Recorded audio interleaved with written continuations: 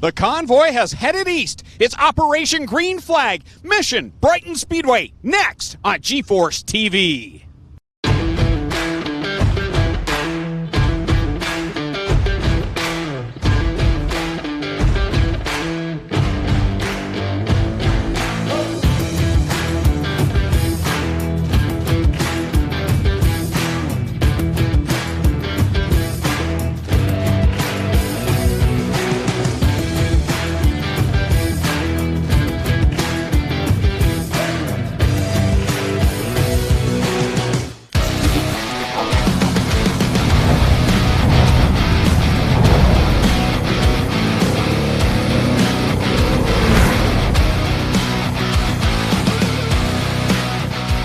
Welcome back, race fans, to Operation Green Flag. Tonight, we're on the shores of Lake Ontario for some great dirt track racing action. If you like a great atmosphere, this track tonight will bring you just that. My name's Greg Kellman. With me, as always, Adam Ross and Clinton Jeffrey. Clint standing by right now. Well, guys, we are here at Brighton Speedway in Eastern Ontario. It is a hot one in the mid part of the summer, and we've got Brighton's 4 divisions on the card tonight. For decades, the Rinaldi family has kept this place in tip-top shape, and we're going to show you some amazing racing here tonight from Brighton Speedway. It is late July at Brighton Speedway, folks. The anticipation for this event is as high as any race we've had all year, and this is the reason right here. The Victory Lane sign, everybody wants to be parked in front of this. And we should be at the midway point of the season. Instead, this becomes opening night here at Brighton Speedway. These teams are chomping at the bit back in the pits. Tonight's action is going to be intense. And at the end of the night, 4 drivers are going to have their pictures taken in Victory Lane with this here sign, and they're going to be pretty happy. When we return, the battle begins. Operation Green Flag, Mission Brighton Your Speedway. Food shouldn't be one of them. Pinty's Man.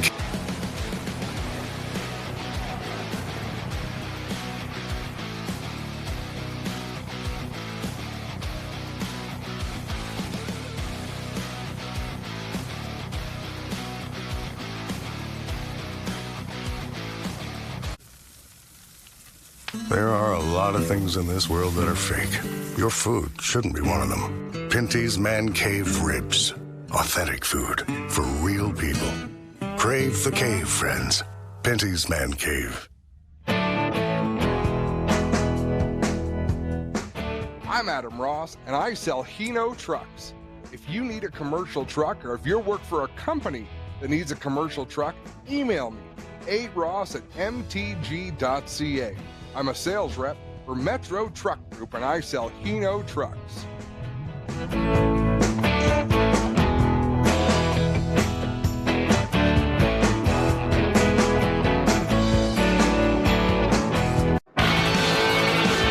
Well, good evening, everybody. Welcome to our weekly race chat. Adam Ross and Clinton Jeffrey are live and interactive every Tuesday night. Rivals Race Chat is your home for race discussion, debate, news, interviews, and more. They'll even take your questions and comments live on the air and talk to some of the newsmakers each week. Tune in every Tuesday night at 8 p.m. on GForceTV.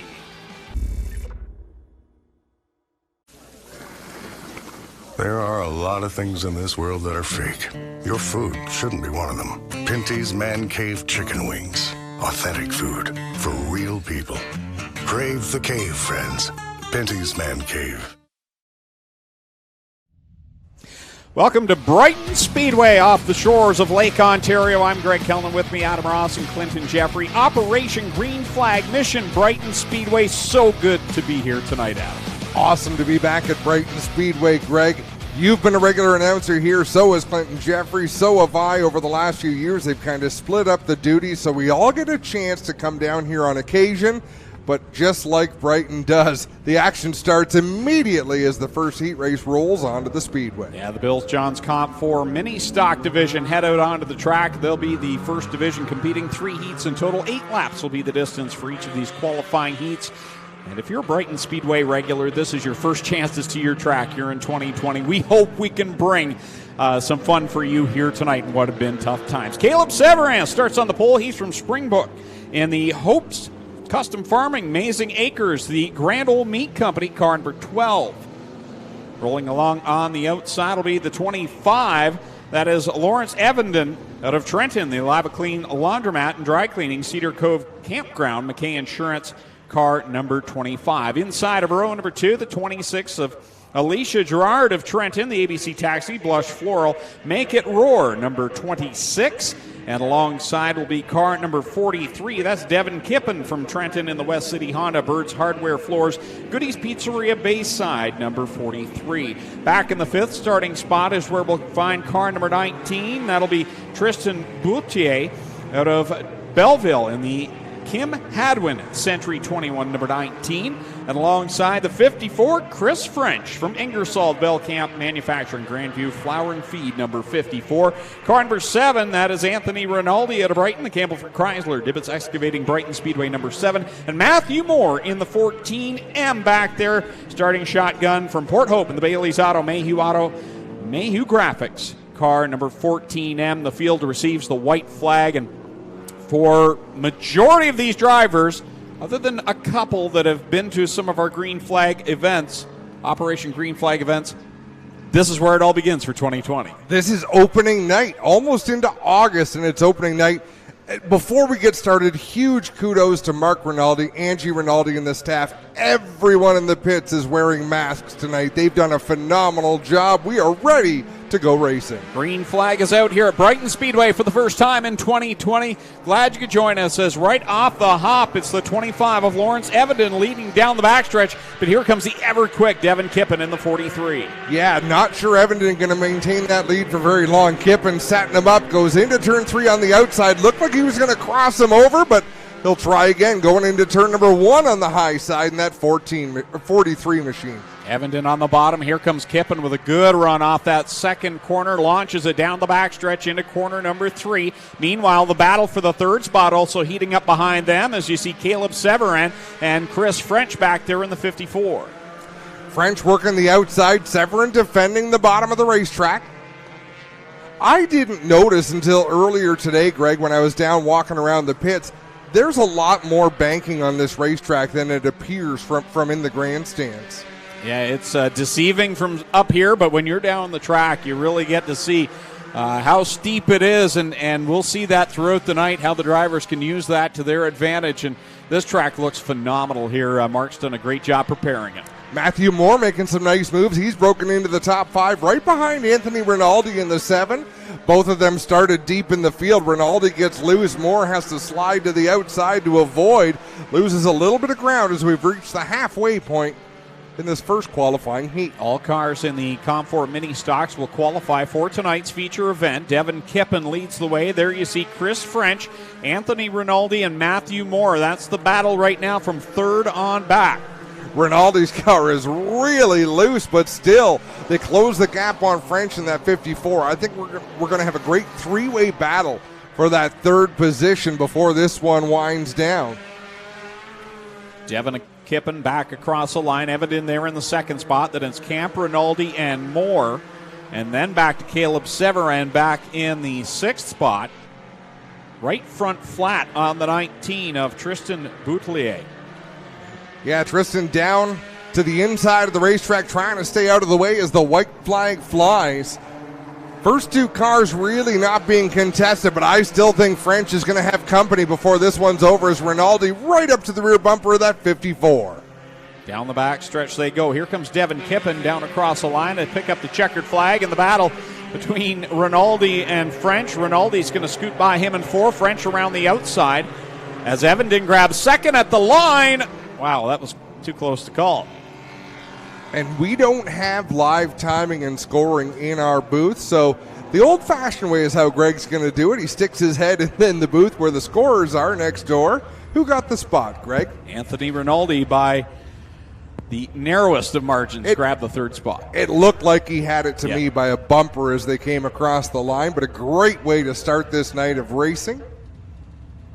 Awesome to have you here on GForceTV, and we should mention before we forget, our merchandise is here, shirts and hats and masks, so you can buy them here at the track if you're tuning in here at the track on one of the race teams, or if you want, shoot us a message on our Facebook page, GForceTV, and we'll have them ready for you tomorrow night at Merrittville Speedway. Josh Bugard starts from the pole in the TAC Inc. Car number 15 out of Coburg. Alongside will be the number 18 of Brian Cross from Picton, sponsored by Sobeys. In the third starting position, the 05 Leland Pinch out of Trenton, the Turbo Auto Parts machine. And going from spot number 4, the 22, that'll be Keith Dunk in the JKL Vehicle Repair, strictly maple syrup. Farmer's Friend, 67 Barn Repairs and Painting.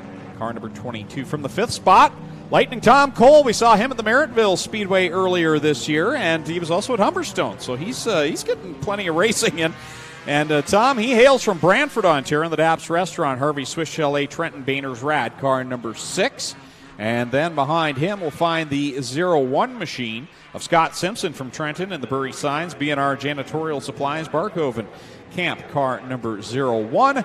And he's having some problems up there in corner number 3, so we'll see if he can fire. Also out there will be the 44, Tommy Bailey from Coburg, the Bayhen Construction, Joe's Mobile Wash, Boyer Chrysler, number 44. And it looks like we will stay under the caution flag for the 01 of Scott Simpson, who's come to a stop up in corner number 3. And Papa Smurf doesn't have the power tonight, it looks like. You know, I know it's just a mini stock. You need more than Papa Smurf, right? Like, I want Mighty Mouse. I want the Incredible Hulk. Papa Smurf is going to leave you stranded in turn 3 9 times out of 10. We want to thank Vanderland Building Products of Brighton, Campbellford Chrysler, Deerhaven Farm and Garden, and of course Corpac Merchandising. They are the primary sponsors bringing you this live broadcast here on GForceTV.net, so make sure you give them a thank, too, for supporting what is a beautiful night of racing. The weather couldn't be better. Great car turnout. And there you see Scott Simpson getting the push. But, again, Vanderland Building Products, Campbellford Chrysler, Deerhaven Farm and Garden, and Corpac, all proud supporters of tonight's GeForce TV event. We need to talk tonight about a great man who passed away just last night, actually. Brandon White lost his battle to cancer, a driver in the NASCAR Pinty Series, an awesome guy. He was in remission for the longest time. It looked like he had beaten cancer, but got word from his brother Derek that he passed away last night about 7 o'clock, and such a shame. He was really a good energy, good guy to have around the racetrack, good guy for the sport, and sad that he's gone so young. The lineup is set. Scott Simpson will head to the pit area, and we'll try this again. Heat race number 2 for the Bills Johns Comp 4 mini stock division. 3 heats in total. Again, all drivers will qualify for tonight's feature event. The only B main we will need looks like it will be for the Thunder Stocks, the Brighton Automotive Thunder Stocks. They'll have 4 heats in total. And anytime the Thunder Stocks race here at Brighton, it's a big crowd, especially when the invaders come, especially for those duel on the dirt races. And we're going to see that kind of here tonight, kind of a taste of what we see at Applefest. Right off the hop, the 44, very quick and down the backstretch. That's Tommy Bailey. He'll shoot by Tom Cole. Bailey with a good line at a turn number 4. He'll lead the way by a few car lengths over now. It's the 18 and second of Brian Cross, and that's Sobeys number 18. Tell you what, I'm not always a big fan of green, but that's a nice looking car there for Brian Cross. And that's Sobeys number 18 riding along in second. We see Tom Cole behind him, and the 15 of Josh Bogard right behind him.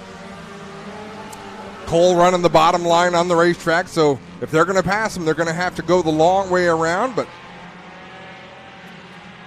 these drivers that are used to Brighton Speedway, they're used to going wherever they have to go. It's a small racetrack, but you do have a fair amount of options on lines that you can run. And as the night goes on, it's going to move into different locations. Problems for our second place car. Yeah, Brian Cross up high in corners 1 and 2. It might be possibly a flat on the right side of the car as he looks like he's going to take the line into the pit area. As out in front, it's the 44 of Tommy Bailey. I was trying to think of something really punny to go with Sobeys, like he spilled the groceries, and it just sounded lame in my head, so I'll leave it at that. But he makes that hard right turn off of turn number 3. Brian Cross headed back to the pits. As you said, everybody qualifies, so if there's work to be done on these race cars to get them race ready for the feature, there will be a spot for them. So out in front, the 44 of Tommy Bailey, 15 of Josh Bogard back there in spot number 2. Then it's Tom Cole riding in the 3rd position. Keith Dunk completing the running orders. We've had some attrition here since the pace laps essentially in this second qualifying heat.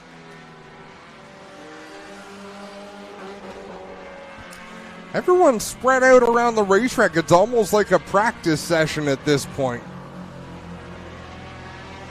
White flag out on the field for the 44 of Tommy Bailey as he begins to catch the 22 of Keith Dunk, longtime competitor here in this division.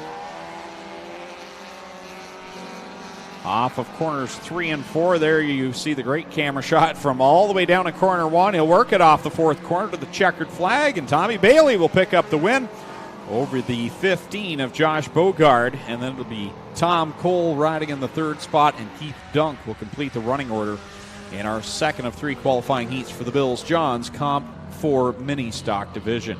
Clinton Jeffrey trackside, and he's got a report for us. I want to mention the 2 divisions we just watched. Well, 1 division, they're actually combined from 2 divisions. They were the Comp 4s, which was the class here at Brighton for a long time. Last season, though, Brighton got on with the Ontario Dirt Competition Committee like the Thunderstocks, and now there's common rules for mini stocks across 4 to 5 tracks here in Ontario. So they're still combining the 2 until they can work it out. So we'll have 2 features here in the 4-cylinder division as they work to migrate everybody to the ODCC mini stock rules.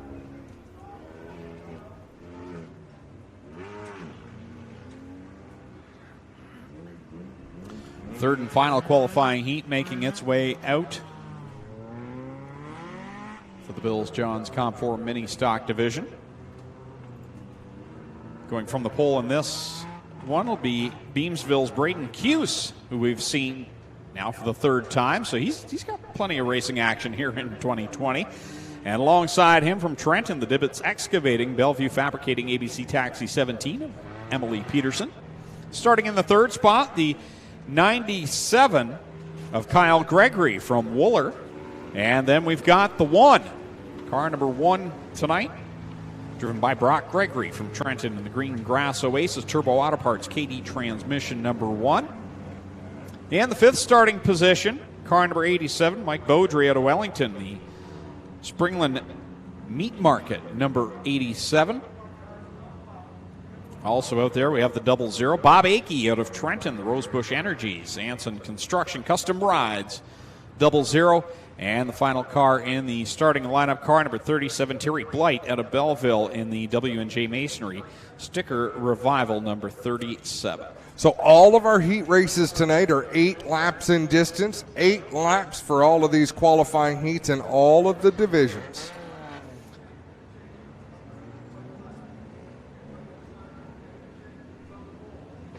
White flag out next time by. We'll go to the green flag for the Bills Johns Comp 4 division. So it looks like it's actually going to be Mike Beaudry on the outside of Braden Cuse, and then it's Emily Peterson and the 00 Bob Akey in row 2, the 97 of Kyle Gregory, along with the 37 of Terry Blight, and the 1 of Brock Gregory back there in 7th and final starting position. 8 laps the distance, the final qualifier of the night for the Bills Johns Comp 4 Mini Stock Division. I've always found that sponsor really hard to say on the run. Bills Johns Comp 4.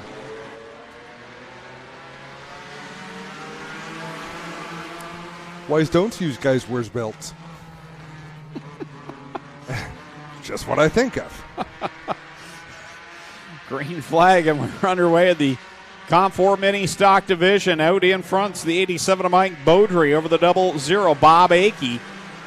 And it's single file behind him as Brock Gregory trying to make some moves from the back. Yeah, Terry Blight with a good opening lap. He started all the way at the back as well, up in that 3rd position. So a lot of movers and shakers, most of them in the right direction, but the 88 of Braden Cuse going the wrong way. He's at the tail end of the field. But out in front, it is all Mike Beaudry. Beaudry heads down into corner number 1. Akey right behind him. Then there's that 37 that you were talking about, Adam. Terry Blight riding right in front of Emily Peterson in the 17 as they head into corner number 3. And that's a corner tonight I think you'll watch where you can make things happen in corner 3 at Brighton Speedway depending on how hard you want to go in and if you really think you can hold on without smacking the outside of corner 4. Well, and how angry you can make the driver beside you. You know, how much are you willing to risk here on opening night? Because you drive it down into 3, and we see it right now. Contact between 3 and 4. The 37 of Terry Blight for that second position. Emily Peterson's going to scoot by for third, and Bob Akey now up the track. It looks like he may be headed to the pit area in the 00. Well, no, he's picking up speed now down the backstretch, so he'll stay on track. But as you see on screen, Terry Blight, Emily Peterson, the 97 of Kyle Gregory all going at it. And that's a decision Terry Blight made going into the corner. It might be a little bit of contact, but I'm going to make that move. Like you say, Greg, you can really drive it deep down into turn number 3. You just have to understand what's going to happen in the middle of the turn and the exit as we got more battles between 3 and 4. Here comes the 97, Kyle Gregory to the outside of Peterson. He'll take over that third spot now once more as he's charging hard on Terry Blight.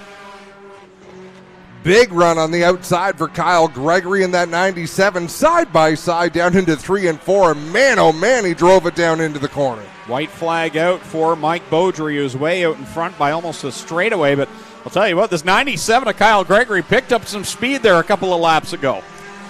No sponsors listed on my entry sheet for Kyle Gregory and no names on that race car. But if he keeps driving like this, I have a feeling he's going to find some. Mike Beaudry picks up the win. Kyle Gregory second. Then it's the 37 of Terry Blight. Emily Peterson back there in the 4th spot.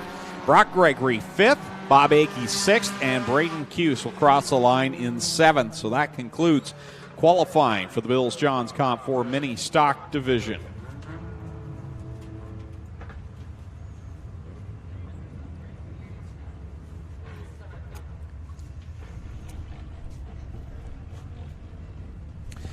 Features tonight, late models 35, Canadian Modifieds 30, Thunder Stocks 25, and Mini Stocks will compete along with the Comp 4s for 20 laps.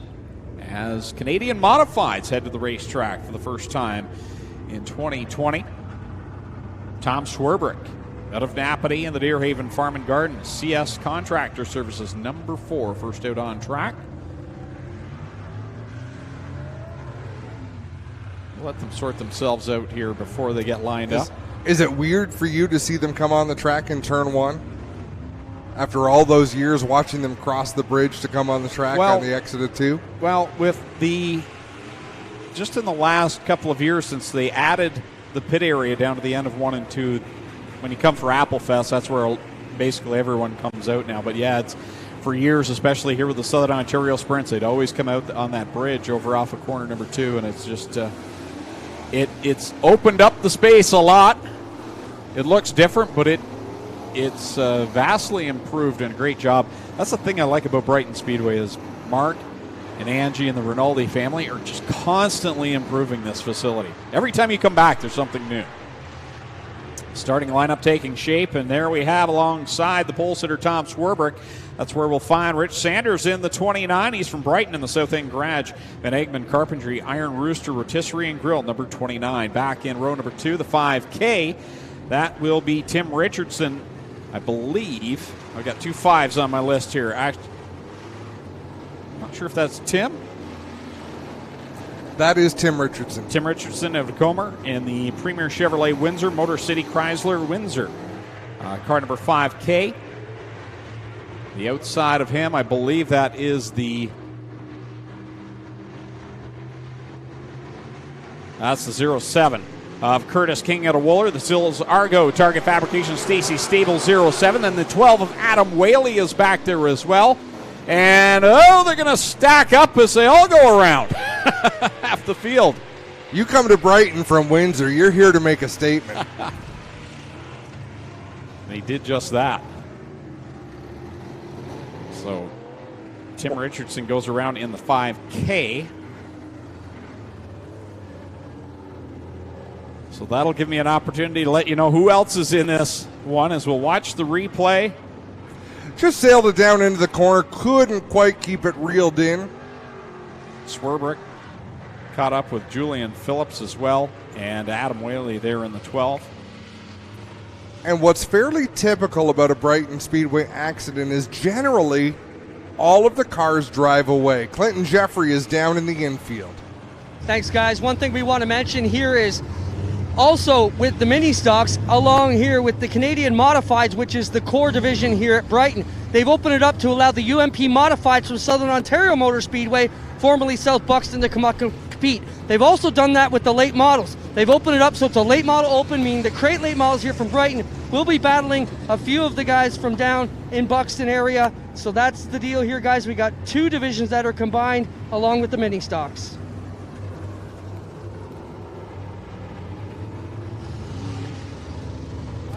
So there you see Julian Phillips from Oshawa on the Bandy Automotive Flathead Design 69 going on the hook. So he'll take the worst of this one. Kind of caught up in the circumstances of what happened down there in corner 1. We'll have another look as you see Richardson and Swerbick going around, Adam Whaley, and then Phillips just had nowhere to go and plows into the left front. The 12 of Adam Whaley, Adam out of Trenton. And just got caught up there, and Phillips piles on as well. So Phillips will take the worst of that and will head to the pit area. Also out in this qualifying heat, as I mentioned, Adam Whaley from Trenton, the Patriots excavating car number 12. Also, we've got the 32 of Doug O'Blenis out of Napanee, the Castle Rock Crane Drain All Oasis Fuel, Bob's Portable Toilets, car number 32. And the 87. This guy is the man in the Canadian Modified Division. He's from Picton, out of Coburg, out of Picton in the Coburg Developmental Services, Fort Glass, Kingston, Peacemaker Convenience, 87, Andrew Hennessy, who we'll also see tonight in the late model division. Saw him down at Humberstone Speedway a couple of weeks ago, picking up a runner-up spot there.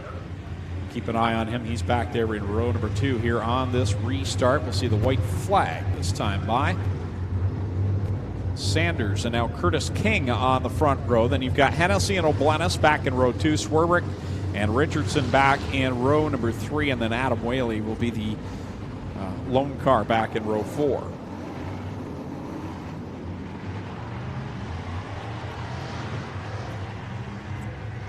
Good looking race cars out there on the racetrack. A lot of black, Greg. Yeah, Adam Whaley's got to feel out of place out there right now as Rich Sanders and Curtis King bring us to the green flag. Here in the Boehner's Oil Guard Canadian Modified Heat Race number 1. Sanders out in front, but here comes Curtis King and Andrew Hennessy. So good on the bottom here, Brighton. Yeah, Hennessy got a great launch off of turn number 2. He woes it down. He'll follow them through 3 and 4, side by side for the race lead down into 1. Here comes Sanders on the bottom. King on the outside. Curtis King on the outside of the 07. Hennessy kind of biding his time, riding there in third. He catches the implement tire down there in the 4th corner. That will be a storyline, I'm sure, here tonight at Brighton, is those implement tires at some point. It always is. Look at that top 3. You could throw a blanket over them. Hennessy, not really with an awful lot of room to work with, but not sure what Sanders was doing there. He kind of missed the entrance of 3, and we've got a yellow. Tom Swerbick is out of shape up there in turn number 2. So we'll slow things back down, put us back under the caution. Some fantastic camera angles here tonight, and for me, coming to Brighton Speedway is coming back home. I grew up in Picton, about a half an hour away, and came to Brighton Speedway over the years, especially as a teenager with a group of friends. We'd come out and watch the races, and to see some of these camera angles, you know, folks, the fans watching at home, we're thinking of you because we know it hurts to not be in the grandstands, and to watch this here, we hope we're bringing you something that's putting a smile on your face right now. These camera angles are putting a smile on my face, Greg, because how many times have we sat right here and followed the action and called the action, but I've never seen, like Greg Boydell down in turn number 1. Who's working turn 4? Not Chris. Chris is on Ryan the is up there tonight. Sean, of course, on the scissor lift. We're looking at his camera right now, and there's Greg Boydell. Somewhere on Lake Ontario is where Boydell's shooting from. Got a great zoom on that camera. Sanders and King will bring us back to the green flag. Hennessy O'Blenis back there in row number 2. Green flag back in the air, 2 on the board, and 6 laps left to go in this 8-lap qualifying heat. You know, watching a good restart, there's such a science and an art. to hitting the restart just right. Watching these guys do that, these are three really good modified racers in Sanders, King, and Hennessy out there, the top three. Curtis King on that outside line, and when you're here at Brighton Speedway, you flirt with danger off that fourth corner with that concrete wall. It comes up on you very quick.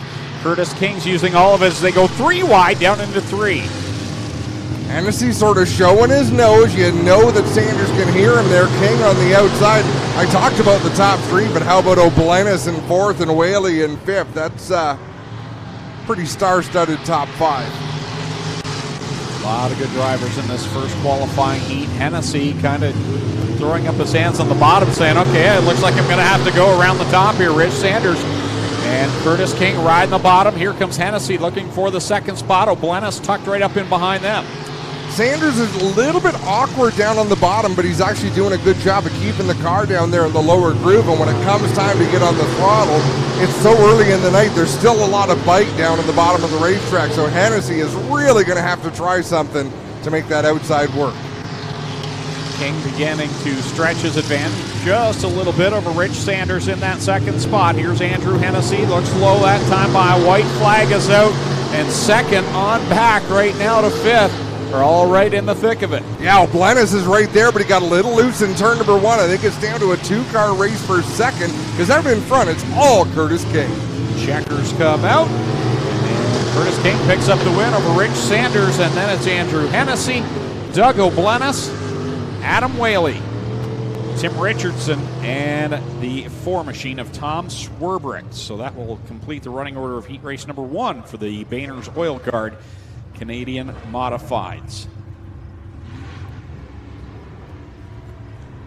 I got to give a shout out to 2 people that I'm sure wish they could be here tonight, and that's Huck Flindahl, longtime announcer here at Brighton Speedway.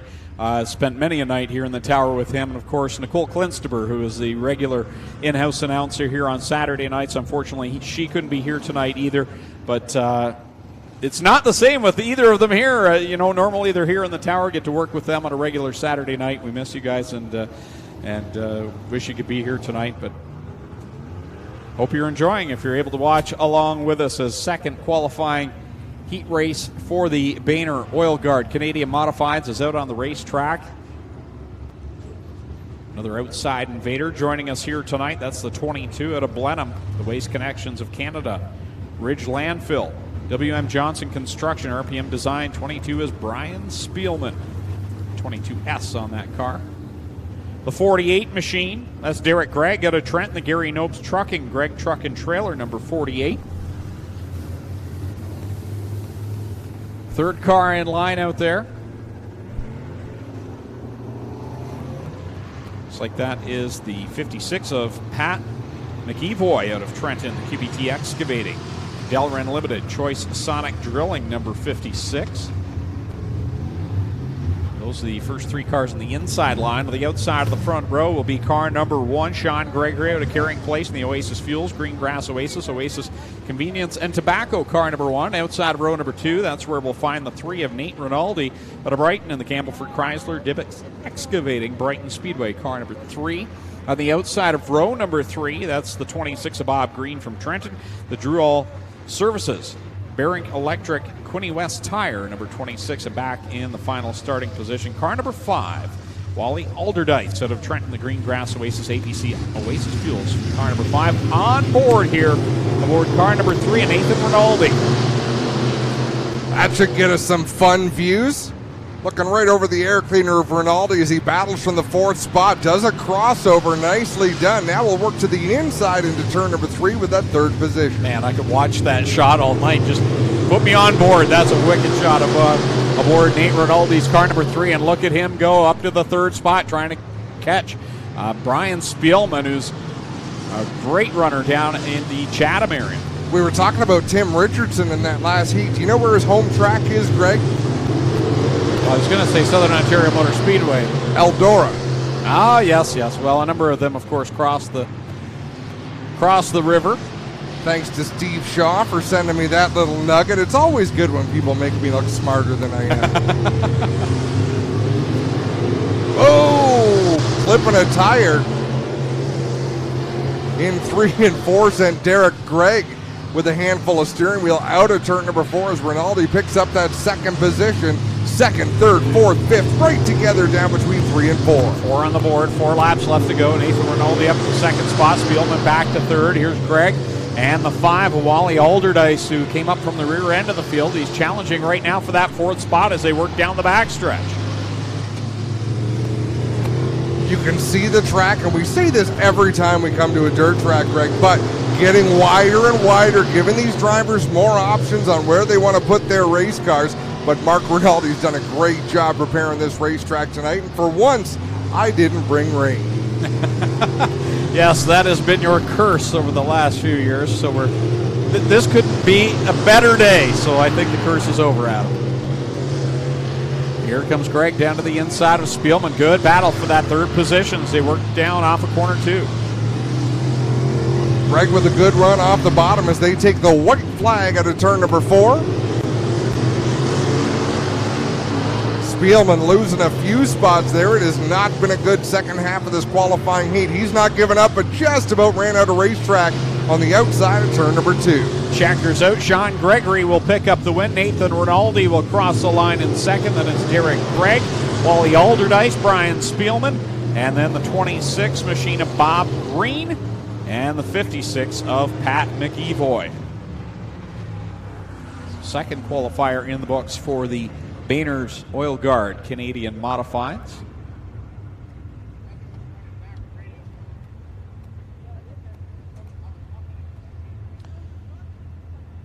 I want to thank APC, Rouse, Screaming Inc., Vanderbros Construction, Brighton Speedway, Roger Walsh, Maston Racing, Oasis Convenience Store, Haskell Holland, RBM Trucking, BY Automotive, Tasty Creations, Katie Transmission, Lawns We Do, Rest Easy Home Inspection, Penn Industrial, MP Tire, Duff's Towing, Donovan Price, Jamie Chatton, Terry Huff, B. Samard, and Larry's Towing, all sponsors tonight, purse sponsors. There were a number of generous donations to help make this event take place. So I want to thank all of those sponsors as we get ready for the first qualifying heat of the night now for the Brighton Automotive Thunderstock division.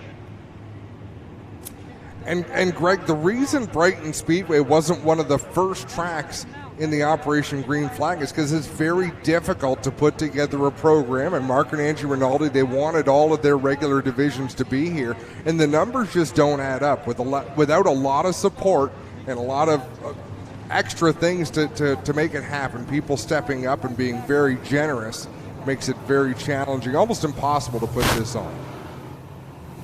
We are glad to bring it here to you tonight. Adam Ralston down trackside. Clinton Jeffrey is the field lining up for the first qualifying heat of the night for the Brighton Automotive Thunderstock division. Tyler French will go from the pole. He's from Belleville. And the Oasis Fuel, Greengrass Oasis, Oyenquai, MP Tire, car number 0. To the outside, there's Mike Thorne in the Burger Barn, Ace 1 Construction, Aiken Motors, number 55. He's from Caledonia, inside of row number 2. And car number 69 from Sterling, the A1 Plumbing, KD Transmission, BY Automotive 69, Steven Stashura. Outside of him, in car number 23, Doug May out of Napanee. Doug May in the Lots and Lines Micon Aggregates Curb Appeal Windows and Gutter Cleaner, car number 23, and back inside of row number 3 in the 5th starting spot, the 03, Justin Ramsey out of Belleville, the ABC Taxi KD Transmission 03. Outside of him, Go Fast Teeple in the Beamsville Fish and Chips, Lucky Strikes number 11. We'll also find the 85 of Austin Reed from Brighton of the Vanderbros Construction Excess Storage, John Equipment, KD Transmission Machine.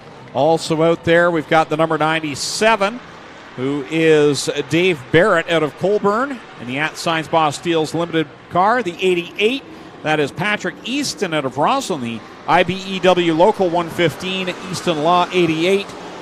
And it looks like that is your lineup for this. That's it, that's all. First qualifying heat of 4 for the Brighton Automotive Thunderstocks, and no surprise, Tyler French out in front in car number 0. Always strong here at Brighton Speedway, former multi-time Comp 4 division champion. Steve Tashura doing a nice job holding off Justin Ramsey out there. Remember, Ramsey, they had a problem with the rear end gear earlier on in the day. I'm impressed that they even found that problem and were able to address it. Apparently a couple of teeth missing from the rear gear in that race car. Sounds like the week I've had. Out in front, French over Stashura, Ramsey, and that 85 machine of Austin Reed. Halfway home in this one, 4 laps in, 4 to go. Of course, a number of these drivers will also head to Merrittville Speedway tomorrow night with the Hoosier Stock Division.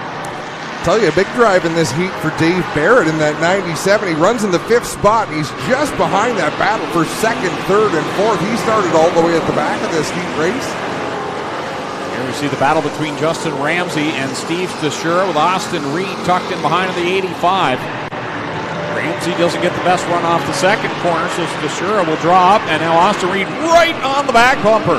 If we go to the same camera angle for 1 and 2, they're not side by side anymore, but you'll watch the angles these guys attack the corner at. There's about 20 feet between them, and then all of a sudden they're touching each other in the middle of 1 and 2. This time by the white flag comes out for Tyler French, who's led since the drop of the green flag. Justin Ramsey has done his part, though. He's worked his way through the field, setting his sight on the leaders, but time running out. Austin Reed riding behind him in 3rd, fighting off Steven Stashura.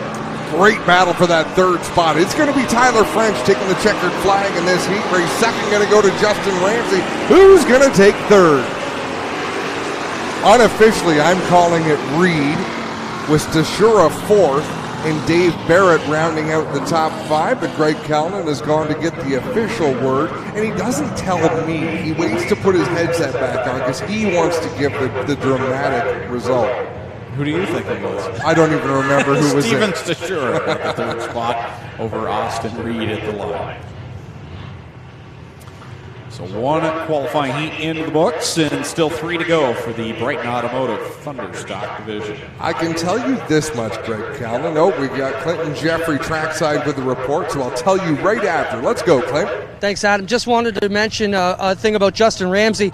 You know, you mentioned a lot of these guys doing double headers. He's one of the guys that had to thrash. You talked about the rear end gear, but they just had to buy a brand new motor this week as well. So a tough deal for the Ramsey crew as they tried to get ready for the double header weekend. Motor and rear end problems at both ends of that car.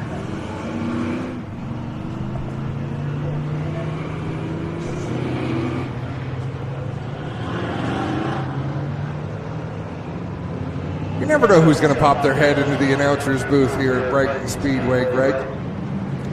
It's one of those places. The door's always open. Well, when you are a legend at the Speedway, behind the microphone like Huck is, obviously welcome in the tower at any time. Good to see him here tonight. It is so. He looks well. He was one announcer that I could probably say didn't even need a microphone. His voice booms so loud. It's not as piercing as yours to me, but it's quite loud. I guess I'll take it as a compliment, even though I know it wasn't meant to be. Starting on the pole in this one, to the inside of the front row, Terry Guja out of Consicon, the Screaming Ink. Cormier Roofing, R&E Tire, number 82, lining up on his outside, shedintheday.com. Hoffman Home Improvements, West Valley Auto 13, that's Casey Hoffman inside of row number 2. That's where we'll find the 76, that's Cody Driscoll out of Havelock, the number 7 Auto, Stony Lake Auto rather, on the outside of him. Is that Carissa Burrows out there? Yes, it is. Carissa Burrows in the 02 out of Ameliasburg, the CTL Roofing, the Grind Cafe 02. Chris Hale, Draper Doors 79 out there, along with Corey White in the 19. Mike Freeman in the 51. Gord Grant making the long tow out there in the 5 from Morpeth. And also the 99, second run for him here on Operation Green Flag, Kyle Quinn from Coburg. 3 wide down into 3 and 4. Whoa, Chris Hale. And Gord Grant making significant contact out of turn number 4, and they're still playing around there down the back straightaway. Smoke coming out of the back end of Cody Driscoll, 76. And Driscoll looked unhealthy when they were coming to the green flag, and then when it was time to take off, he had all sorts of giddy up in that 76 machine. Casey Huffman working to the inside of him down in 2, but he might be getting loose in his own oil. Terry Guja got sideways off of corner 2, gives up the lead. Carissa Burrows to the top spot. So Guja back to the second position. Mike Freeman running third, and now Christopher Hale, the Draper Door 79, slow down the front stretch. I don't know if his front end is out of alignment. There's still air in the right side tires. As we're about to go halfway in this, 4 laps down, 4 laps to go as Burrows now with the lead, really protecting that inside groove as Christopher Hale going to get off the back straightaway on that bridge. And the smoke picks up for Cody Driscoll, 76. It was blooming out when he went down the front stretch last time by, and has left his aura all the way around the speedway. Right now you can see it there in that shot. So, you know what I had missed about coming to Brighton Speedway, Greg? What's that? Being able to hear Mark Rinaldi screaming over an official's radio from 2 rooms away. I love it. Those are industry secrets that you're letting out to the public. I'm sure the general fans have heard it at some point. Yeah, I don't think it's a secret that Mark Rinaldi assertively runs this place, and he is passionate.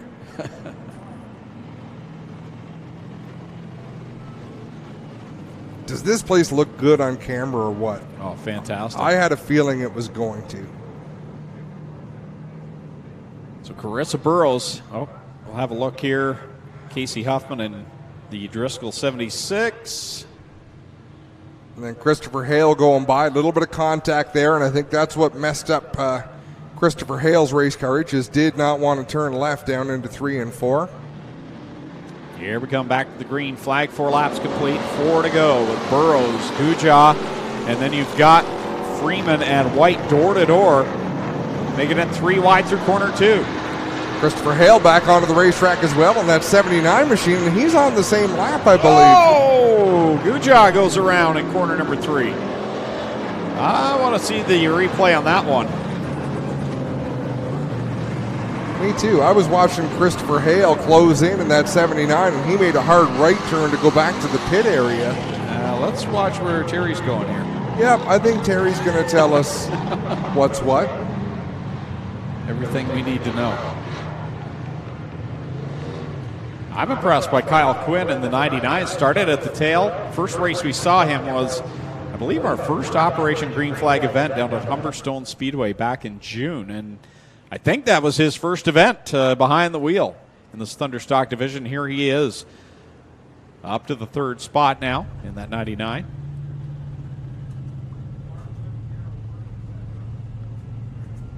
Just waiting to see where they're going to slot the 19 and the 82. Here's the replay as they went 3 deep. Oh, yeah. The trouble with being the 3rd car outside when you're 3 wide, and I would think Guja knew, he had to have known there were 2 cars to the inside. Sometimes you're mad at the person, sometimes you're mad at the situation. It can be hard to tell the difference from time to time. So the field will double back up. Burrows and Freeman will restart on that front row. Then it'll be the 99 of Kyle Quinn. And I'm not sure why Ford Grant was moving up to the inside there. He should be in that 4th position. Then we'll find Driscoll and Huffman back in row number 3, White and Guja in the 4th row. 4 complete, 4 to go. Brighton Automotive Thunderstock qualifying heat race. Great looking race cars. I love Thunderstocks.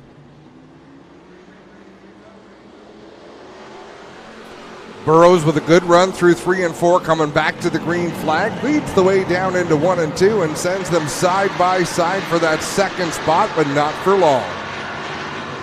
Here comes Quinn right up on the back bumper of Carissa Burrows as they work through 3 and 4. Trouble for Driscoll in turn number 4, spins that 76 around. He's going to keep the car going. No need for a yellow flag. Guja working his way back up. He's into the top 5. Tried to make a move to the inside of Cord Grant. That didn't go very well. So here you go, Cord. And Grant goes around in corner 4. That wasn't very neighborly.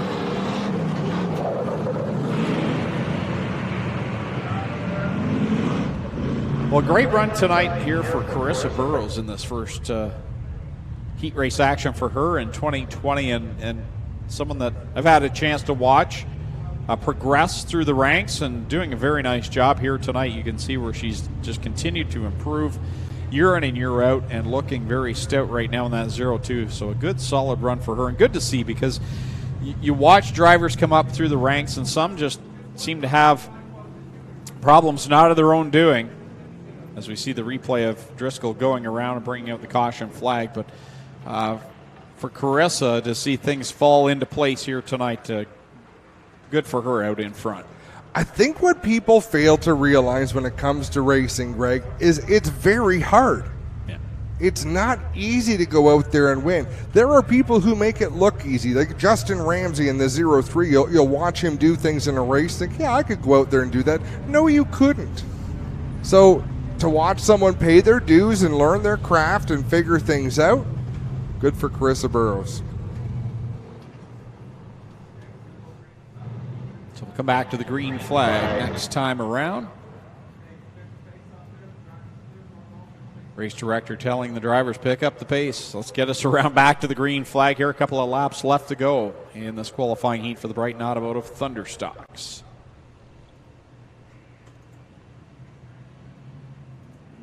So Burrows getting out in front just a little bit.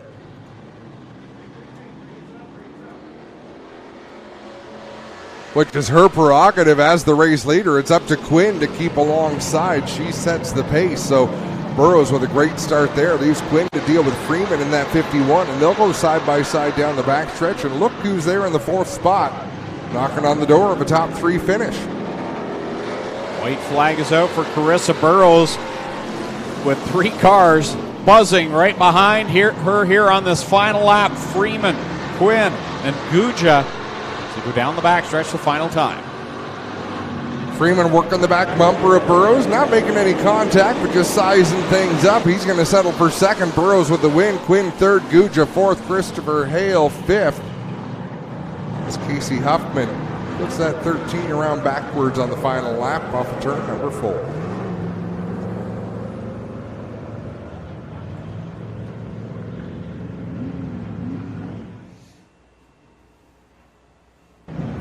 Third qualifying heat about to come out for the Brighton Automotive Thunderstock division. Again, this is the only division where the heats really matter tonight, whether you're in the show or not. We will have a B main a little bit later on, depending on any attrition, obviously. But at this point, a tough field to crack into here tonight. Another stout field of cars coming up for this qualifying heat, led by the 53. That's Wade Purchase. New colors on that car. Beautiful looking machine here tonight.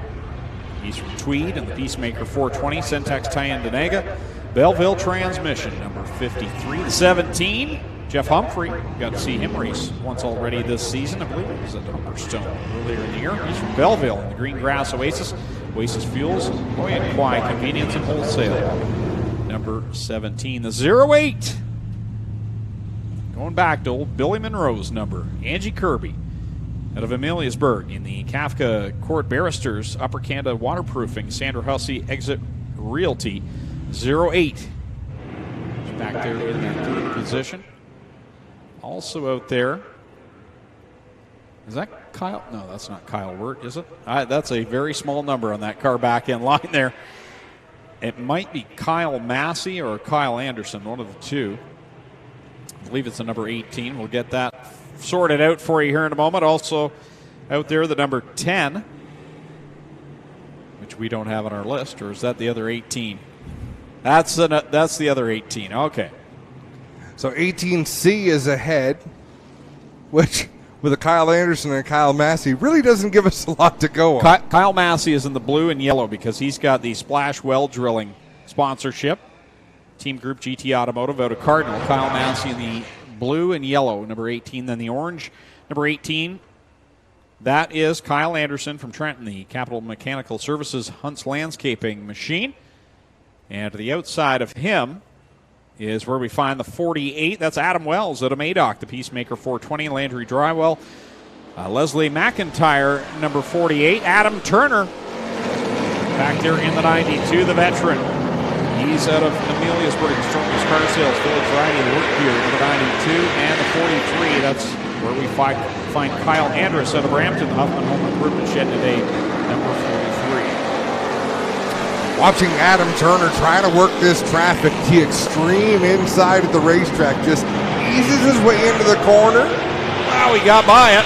Yeah, but that's what he was doing. Eases his way into the corner, just hitting that car to the bottom of the racetrack.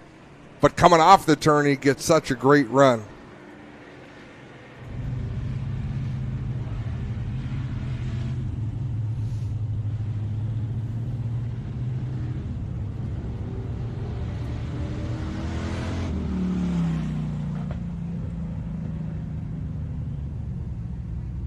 So it's Wade Purchase, Jeff Humphrey, and Adam Turner had a great first lap there from the back of the pack up to third as he avoided the spin it there in corner number 2. So how many spots is he going to have to give back when they go back to the last completed lap? Well, involved cars will go to the tail. 08 and the 18C will go to the tail. And there we see the pirouette. Zip. Back in gear and gone. So the 08 getting credit, I think, for initiating that, and he will go all the way to the back. Angie Kirby. They're going to go green this time at a turn number 4. Although I don't think she made contact, but because she was an involved car as part of the caution. Because if you look, there's quite a bit of gap between the two cars as they spun there in the corner. So either way, involved, she'll go to the tail and back to the green flag. Wade Purchase, Jeff Humphrey. Boy, we got some real heavy hitters up at the front of this one, along with Adam Wells and Adam Turner. Side by side down the back straightaway for that second position. Adam Wells gets the spot. They'll go single file down the front straightaway. Everyone working to the bottom of the racetrack, not wanting to give an inch on the inside. Purchase out in front, Wells in second, Humphrey in the third spot, and Adam Turner there in the fourth position. Riding in fifth right now is Kyle Anderson.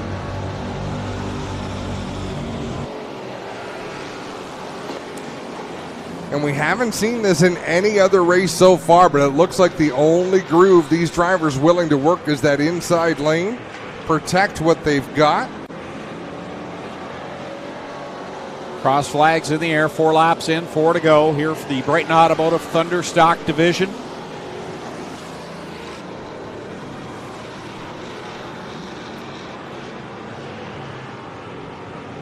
My apology, I think I said this was the third heat, but it is heat race number 4 for the Thunder Stocks. Late models up next. I rarely count that high anyhow, Greg. You're okay. Wade Purchase, always stout here at Brighton Speedway in that 53 machine. He'll work it off of corner 4, 2 laps left to go. In this qualifying heat over Adam Wells, Jeff Humphrey, Adam Turner, and the 18 of Kyle Anderson.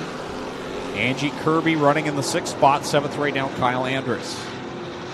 Adam Turner showing signs that he wants to try something different than just running around the bottom, but really, once he gets to the turn, he commits to the bottom just like everybody else, as we've got 1 more lap to go. Final time down the back stretch. Lap traffic right in front of Wade Purchase. As long as Andrus stays up a lane, should be okay. Purchase will streak out of corner number 4 to the checkered flag over Wells, Humphrey, and Turner. And then Anderson in the 18, the 08 of Angie Kirby, and the 43 of Kyle Andrus.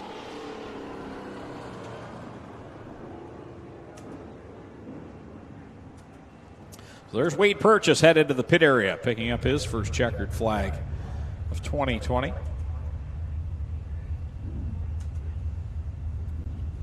Great look at our speed shot down the front stretch here, Brighton Speedway. Glad you could join us here on GForceTV. Greg Kellman along with Adam Ross, and down trackside Clinton Jeffrey. Bringing some great looks here at this beautiful facility just off the shores of Lake Ontario, Brighton, Ontario. As the late models, Vanderland Building Supply late models head onto the racetrack for the first time here at Brighton Speedway in 2020. Of course, our last broadcast at Humberstone, late models were on the cart, put on a great race that night with Charlie Sandercock winning for Andrew Hennessy. See if they're in the mix again tonight. I'm sure they will be. There's certain things that you can say with a degree of certainty.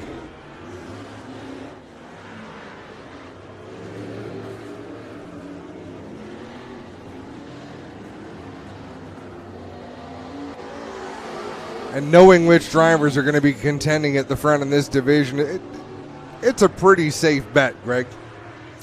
That it is. And starting up front in car number 29 will be Trenton, Ontario's Phil Potts. Stopping Phil Potts in the Brighton Recycling Vanderland Building Supply number 29 to his outside.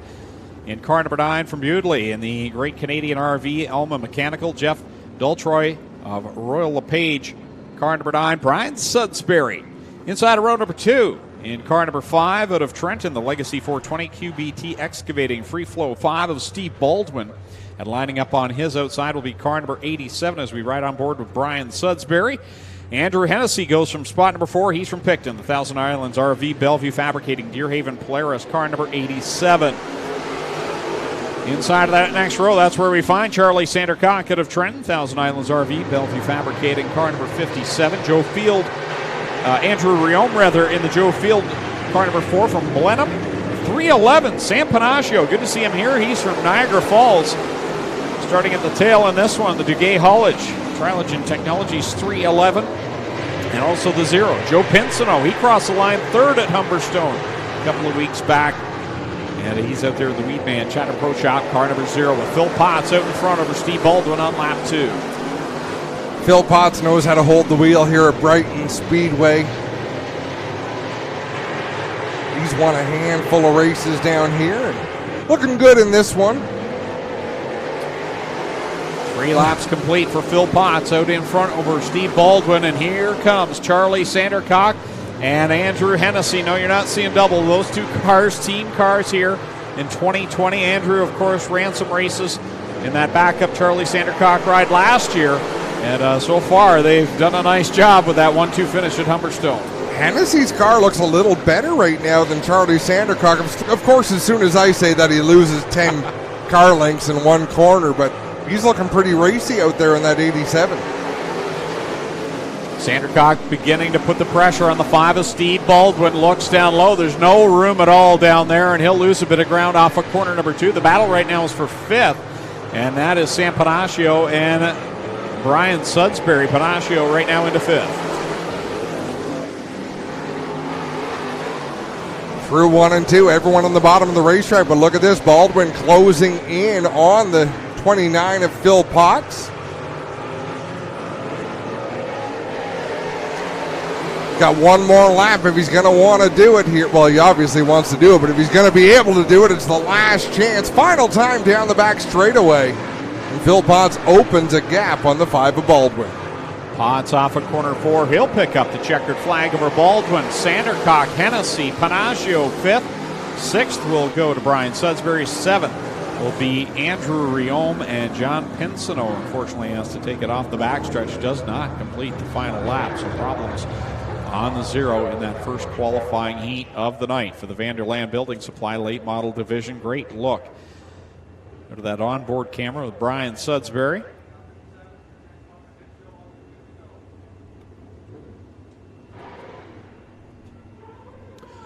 Second heat on its way around the Speedway. Austin King leads the way. He's from Port Hope in the Duramac Excellence in Tooling. R. Brooking at Tree Service Science Flooring number 89. Behind him is the 1020 of Andy Mayhew from Frankfurt, the Black River Tree Service, Kel Construction, CDS 1020. In the third starting spot from Carrying Place, the Dibbets Excavating and Landscape Supply, Eastern Overhead Doors, Lucas Oil 77, Kaylee Weiss. In the 03H, that is Greg Haskell from Chatham and Lube Tech, Performance Fiberglass and Marine, courtesy Cab, RH03. And in the fifth car in line there, that's car number 13, Kevin Gowdy out of Ennisville in the 13. The 05, that's Mike Lewis from Wallaceburg. The Mike's Delivery and Assembly, Dan Lewis Enterprise, 05. Brandon Mowat from Brighton in the Target Fabrication, number 46. And the 00, that's Ryan Gowdy from Gravenhurst, the Muskoka Aircraft Center, Hypercoat Downing, Muskoka Custom Cottage Rentals, 00. 8 cars, 8 laps. Custom Cottage Rentals in the Muskokas. That'd be fancy. Beautiful area. I'm sure that's above you and I. Yeah. Depends how customized it is. If there's a wood shed.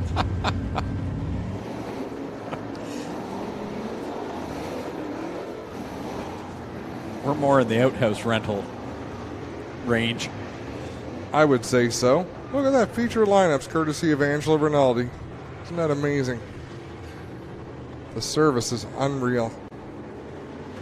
Or just what you expect when you travel that distance. I was waiting for it. Knew it was coming. Don't write it, Angie. Just say it. Let's hear it. Oh, yes. Be nice. I packed a salad for supper, and it's in the pits. That's exciting. Isn't it? Coming to the green flag, late models. Brought to you by Vanderland Building Supply. The 89, Austin King down there leads the way. Here comes Gowdy on the outside of Mayhew.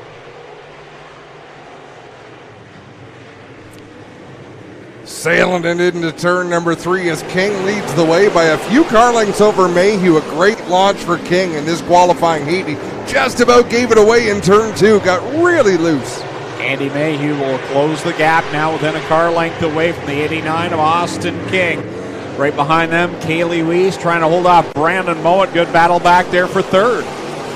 Weiss was diligently trying to keep that car on the bottom, even though it was getting so loose. And there she goes, and finally goes around on her off of turn number 2.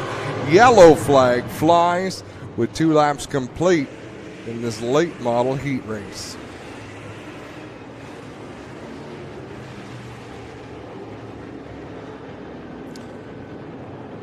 Well, Kaylee will get the Dibbets Excavating and Landscape Supply 77 back on track.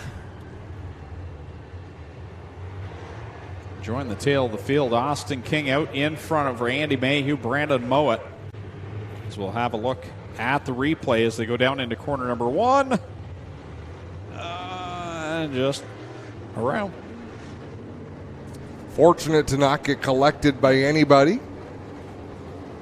Unfortunate, she has to go to the tail end of the field and start all over again.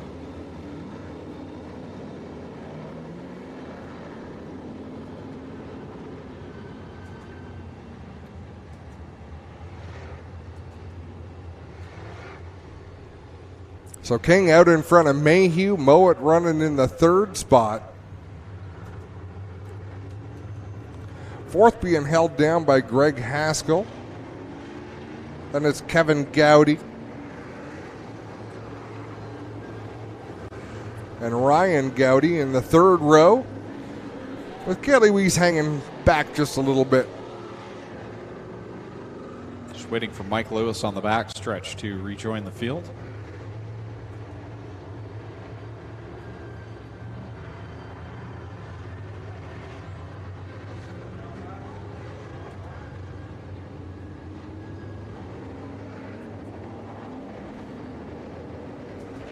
Second and final qualifying heat for the Vanderland Building Supply late models.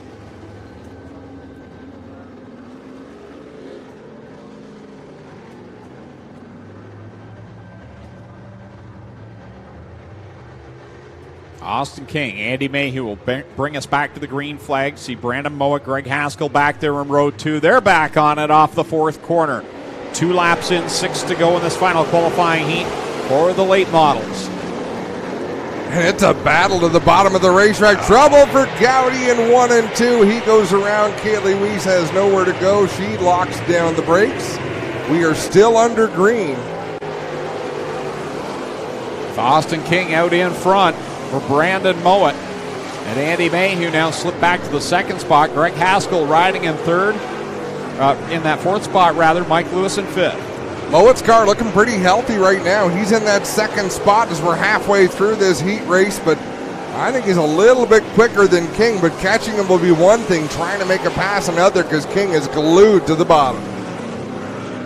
3 and 4 to complete lap number 5. Austin King out in front. Always a steady competitor here on Saturday nights at Brighton Speedway in the Slate Model Division. So is Brandon Mowat. Brandon's had some big wins over the year in that Target Fabrication number 46, and he's closing the gap. You see it there in 3. Really able to drive into the corner deeper than King, but lost grip in the center, slid up the racetrack. Now he's going to have to fight to get that ground back.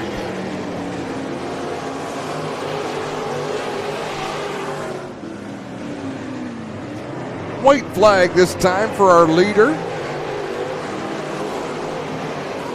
The battle has cooled down quite a bit. Of course, as I say that again, King gets loose in between 1 and 2, but Mowat not really able to capitalize.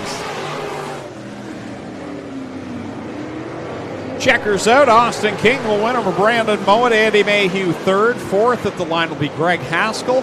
Kaylee Weiss will drive back to a 5th place finish. Then it's Mike Lewis 6th. And Kevin Gowdy in 7th and final spot.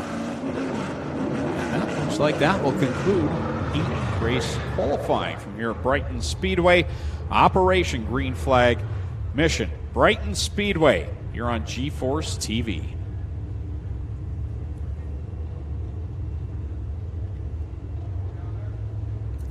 Water truck coming onto the racetrack between 3 and 4. So I'm going to suggest there's going to be a brief break for some track work to go on.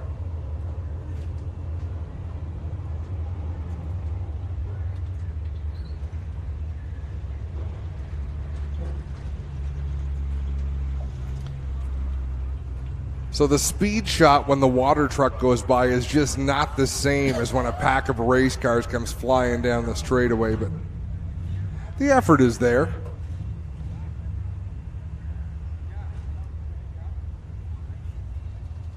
Don't tell Junior that. Oh no, Junior's probably flagging. He's probably not driving the water truck tonight, but through the week, Junior does a fantastic job preparing this racetrack, and Clinton Jeffrey's going to give us an update on that track. Let's hear from Clinton.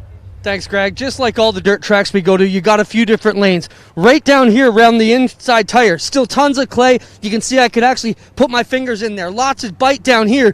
You get up here in the main group, hard packed, push down, losing a grip as the night goes on. And then if you get way up there where they're watering it, there's no cushion. But you can see it's like a little bit of talcum powder, very loose right up on the top. They're going to take that to keep the dust down a bit on the outside, but this black center is going to make it tough here. The best line's still going to be right down here, guys. The drivers who can get it down on the bottom, they're going to have the best shot to take home checkers tonight.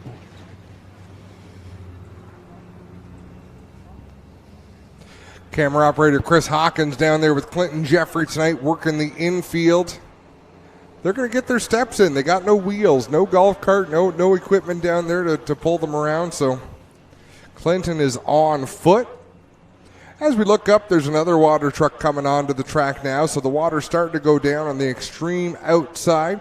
They're going to do away with the B main for the Thunder Stock Division, so all we're going to see from here on in is feature events. 4 of them coming up, folks.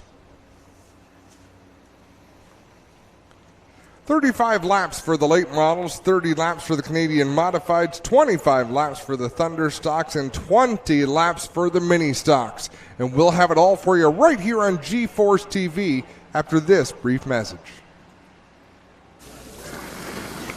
There are a lot of things in this world that are fake. Your food shouldn't be one of them. Pinty's Man Cave Chicken Wings. Authentic food for real people. Crave the cave, friends. Pinty's Man Cave. What you want to do is when you're on your computer or on your cell phone, whatever it is, go to GForceTV.net. Type that in your browser, and that will take you right to the official YouTube page of GeForce TV. And down to the right-hand side, you'll see the big red subscribe button. Make sure you click on that. But don't stop there. Once you've subscribed, then you want to make sure you hit the little ringer to the right. That's the notification bell. And anytime there's new content uploaded to GeForce TV, you'll get a notification, whether it be on your computer, on your device, whatever it is, you'll know when there is content. And as we've been saying, it's so important when you're watching these videos on YouTube or for the meantime on Facebook, make sure you give it a thumbs up, give it a like, make sure you're sharing these links, and that helps the actual content grow and populate throughout YouTube, specifically for the GeForce channel. Well, good evening, everybody. Welcome to our weekly race chat. Adam Ross and Clinton Jeffrey are live and interactive every Tuesday night. Rivals Race Chat is your home for race discussion, debate, news, interviews, and more. They'll even take your questions and comments live on the air and talk to some of the newsmakers each week. Tune in every Tuesday night at 8 p.m. on GeForce TV.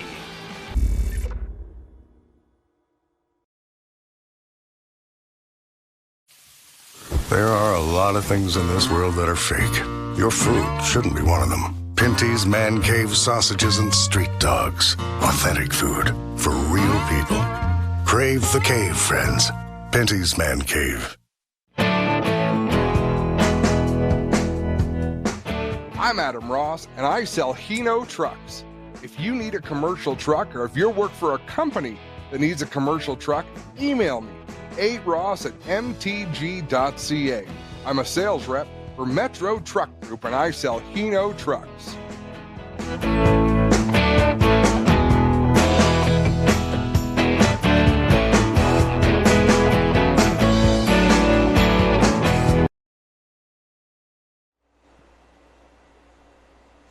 Welcome back live to Brighton Speedway, Operation Green Flag Mission. Brighton Speedway, Greg Kellman in the tower along with Adam Ross down trackside, Clinton Jeffrey. And glad to be able to bring you this live coverage of the first race of the season at Brighton Speedway here in 2020. Don't forget, tomorrow night we're back on the air live at 7 o'clock. We'll be at the Merrittville Speedway in Thorold, Ontario, as we make up the race that was supposed to take place back on July the 12th. That takes place tomorrow night, 7 o'clock, and that is on GForceTV.net. We'll have the small block modifieds, 360 sprint cars, and the Hoosier stocks, which we're seeing here tonight, known as the Thunderstock division. 3 divisions on the card tomorrow night, and I'll tell you about all the divisions tomorrow are locked and loaded, and some big hitters in those events. So make sure you go to GForceTV.net and log on, and you'll already see the thumbnail there on YouTube where you can click on that, and you can get a notification so that you know that tomorrow night when that race starts, you can watch for free, as always, here on GeForce TV. It's going to be a great night at Merrittville tomorrow night. I'm really looking forward to that show. I was really looking forward to this show, so it's a fantastic weekend to be a race fan. And we're going to deliver it to you wherever you are. If you're on your deck, if you're in the backyard having a fire, if you're in your living room, wherever you are, we're going to bring it to you. And we should touch on, because I don't know if after our last broadcast that we had announced yet that the APC races, the APC series races, I don't think they were finalized just yet. I think it was a couple days later that all came into place. So there's going to be some more live broadcasting here on GeForce TV. Yeah, really proud to be teaming up with Luke Ramsey and his folks at the APC series, doing some asphalt races. And it's just going to be fun. Jukasa Speedway, Flamborough Speedway, Sauble Speedway, places that we've been, places that we haven't been to present races to you folks. So it's going to be a blast. We're bringing the team. And that's what's exciting to me, Greg, is the arrangements that we've made aren't one or two of us, or we'd like this. Bring the team. You're doing a good job, and that's what it says. So we're real proud to be working with Luke Ramsey and his folks at the APC series, and proud to be doing it as a whole as GeForce TV. And it's been a lot of fun to do these separate Operation Green Flag events, no points on the line, but to follow the APC Tour, an abbreviated kind of mini-series here into August and September. going to be pretty cool because we'll get to follow some storylines. It's not just a one-off race. It's some storylines that are going to build maybe some bad feelings, some emotions over those 5 races. Absolutely. The only storylines we have is just you and me. You know, everyone's tired of that. What's wrong this week? Well, let's see. Yeah. And I do, you know, in all seriousness, I do have to say it was a tough week. I lost my mom this week. Lost Dad back in May. I lost my mom this week. You can't have arrangements. You can't have funerals these days. So thankfully was able to spend some time with her in her final days. And we'll have a big old party when it's allowed, when the border reopens, because we got a lot of American friends and family. We're going to throw one hell of a party and remember Mom and Dad. And there's no place that they would want me to be more than at a racetrack this weekend. They met at a speedway. They took me to a lot of races. It was the one thing that our family always had in common. So here we are, and this is where I'd like to be. And that's where they'd like you to be. That's the thing. And I know Clint mentioned this as well, but I remember the Wall of Fame ceremony. You know, just your parents being there and just being so proud and happy of all that you've been able to accomplish. And I know. You know, my dad lives through that too. He enjoys getting to be a part of what I've been able to do, and I know they did that as well. So that makes it special that racing is a family, not just amongst competitors and that, but for me it is my family, and it's been the same for you growing up. You're absolutely right. And look at the generations here, that not just the drivers, not just the racings, but in the officials room, in the it's all about family, and it's so much fun and it's so rewarding. Proud to be from a racing family. And now I'm just the senior generation of the racing family, so I've got tons of memories that I'm going to keep with me for the rest of my life. And my racing family's upset because McLean, he wants to race, but I don't have that budget. Unless it's Hot Wheels. And I've always told him, I said, you want to leave the track with money every night? Be an announcer. You never have a bent-up race car at the end of the night announcing. Well, obviously this year he was pumped to continue on with the microsprint announcing, and that's not looking like that's going to happen this year, unfortunately. But it's fun. It's traveling the miles with your family. I get to do that with my dad, and it's been a lot of fun over the years. And tonight, coming here is special. Just for me, like I mentioned earlier, coming here, it's where I grew up, obviously so close to home. But tonight it's hit me more, I think, than the other races we've done to come and see the empty grandstands here. Because you never see empty grandstands here. It's just, not to say that you see it at the other tracks we've been to, but because it's so close to home, I'm so used to coming for years with the Southern Ontario Sprints, or the year that I came here and announced for the full year. And you get to know the fans, and there's the regulars that are always here in the tower, or just sitting down in front of the announce tower, and they're not here. It's sad, and we feel privileged to be here, but we definitely miss each and every one of you. There's a different energy at the racetrack. And it's a lack of a certain type of energy that only comes with fans and people standing at the fence and shaking their fists at the driver they're mad at, and people standing up and cheering for the driver that they love. But we'll get back to that. We're pleased to be here. To go back to my parents for just a minute, Clinton and I were talking about it on our Race Rivals show Wednesday night this past week. We'll be back to Tuesday nights, normal nights moving forward. But it was my mom who gave us some of the greatest advice we ever got. This is going back to the late 90s when we just started. We were full of energy and full of confidence. She says, you know, you guys sound pretty good, but it's okay if you shut up once in a while. Thanks, Ma. But it was sound advice, you know, so you got to let it breathe once in a while. Moms are so honest, aren't they? They are brutally honest, and I wouldn't have it any other way. So thanks for so thankful for all the kind wishes. And Steve Palmer, I'm so sorry. Yeah, it's very bizarre to wake up parentless one day, and it. Not something you really prepare for. And in both my parents' case, Greg, I think they were absolutely ready. I just have that feeling in my heart, but I still wasn't. Doesn't make it any easier. No. Well, track prep continuing on. We'll be back at it here momentarily. As Adam already mentioned, no B main tonight for the Thunderstock, so we'll go right into feature racing here in just a little bit. Again, for all 4 divisions coming up, we've got the mini stock comp force going 20 laps, 25 laps for the Thunderstocks, 30 for the Canadian mods, and 35 for the late models. It'll be a whole lot of fun. We don't do this very often. In truth, I think Spencer doesn't like it very much. But, folks, the features are coming up shortly. When they do come out, feel free to share the feed. We love growing our audience. If you like it, share it. I'm super proud of the work that we're doing here today, Greg. I know that our counterparts at Flamborough Speedway tried to put on a feed today with the show that they had, and they had some technical challenges that are tough to overcome. But it just shows you what a solid team we have and the work that gets done. And they did put the races on, and you could see what was going on down at Flamborough. But I'm real proud. Back to the family and racing. This is where it's. I thought that was funny. We give your son a hard time. We call him Daddy's Money, because he races on iRacing on your money, and he's quite the talented driver, but he's up here looking for money for something to eat. I thought Daddy's Money meant he brings home the bacon. That's what I kind of thought. Yeah, if he were a racehorse, that's kind of the insinuation. But I'm not feeling the return on my investment. It's the opposite. Rob Edgar watching tonight from down in the Chatham area now. He used to flag here at Brighton Speedway, wishing he was here tonight.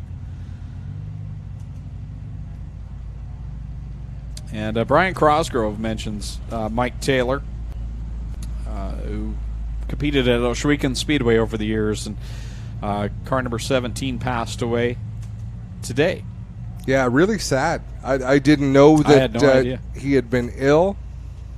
So our thoughts with the Taylor family, and definitely Mike was always great to talk to anytime I spoke with him, and sorry to hear about the passing of Mike Taylor. So when we come back, we'll be a little bit closer feature time here at Brighton Speedway on Operation Green Flag. There are a lot of things in this world that are fake. Your food shouldn't be one of them. Pinty's Man Cave Chicken Wings. Authentic food for real people. Crave the cave, friends. Pinty's Man Cave. What you want to do is when you're on your computer or on your cell phone, whatever it is, go to GForceTV.net. Type that in your browser, and that will take you right to the official YouTube page of GeForce TV. And down on the right-hand side, you'll see the big red subscribe button. Make sure you click on that. But don't stop there. Once you've subscribed, then you want to make sure you hit the little ringer to the right. That's the notification bell. And anytime there's new content uploaded to GeForce TV, you'll get a notification, whether it be on your computer, on your device, whatever it is, you'll know when there is content. And as we've been saying, it's so important when you're watching these videos on YouTube or for the meantime on Facebook, make sure you give it a thumbs up, give it a like, make sure you're sharing these links, and that helps the actual content grow and populate throughout YouTube, specifically for the GeForce channel. Well, good evening, everybody. Welcome to our weekly race chat. Adam Ross and Clinton Jeffrey are live and interactive every Tuesday night. Rivals Race Chat is your home for race discussion, debate, news, interviews, and more. They'll even take your questions and comments live on the air and talk to some of the newsmakers each week. Tune in every Tuesday night at 8 p.m. on GeForce TV.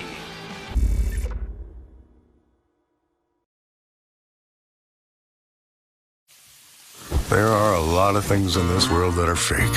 Your food shouldn't be one of them. Pinty's Man Cave sausages and street dogs. Authentic food for real people. Crave the cave, friends. Pinty's Man Cave. I'm Adam Ross, and I sell Hino trucks. If you need a commercial truck, or if you work for a company that needs a commercial truck, email me, aross@mtg.ca. I'm a sales rep for Metro Truck Group, and I sell Hino trucks.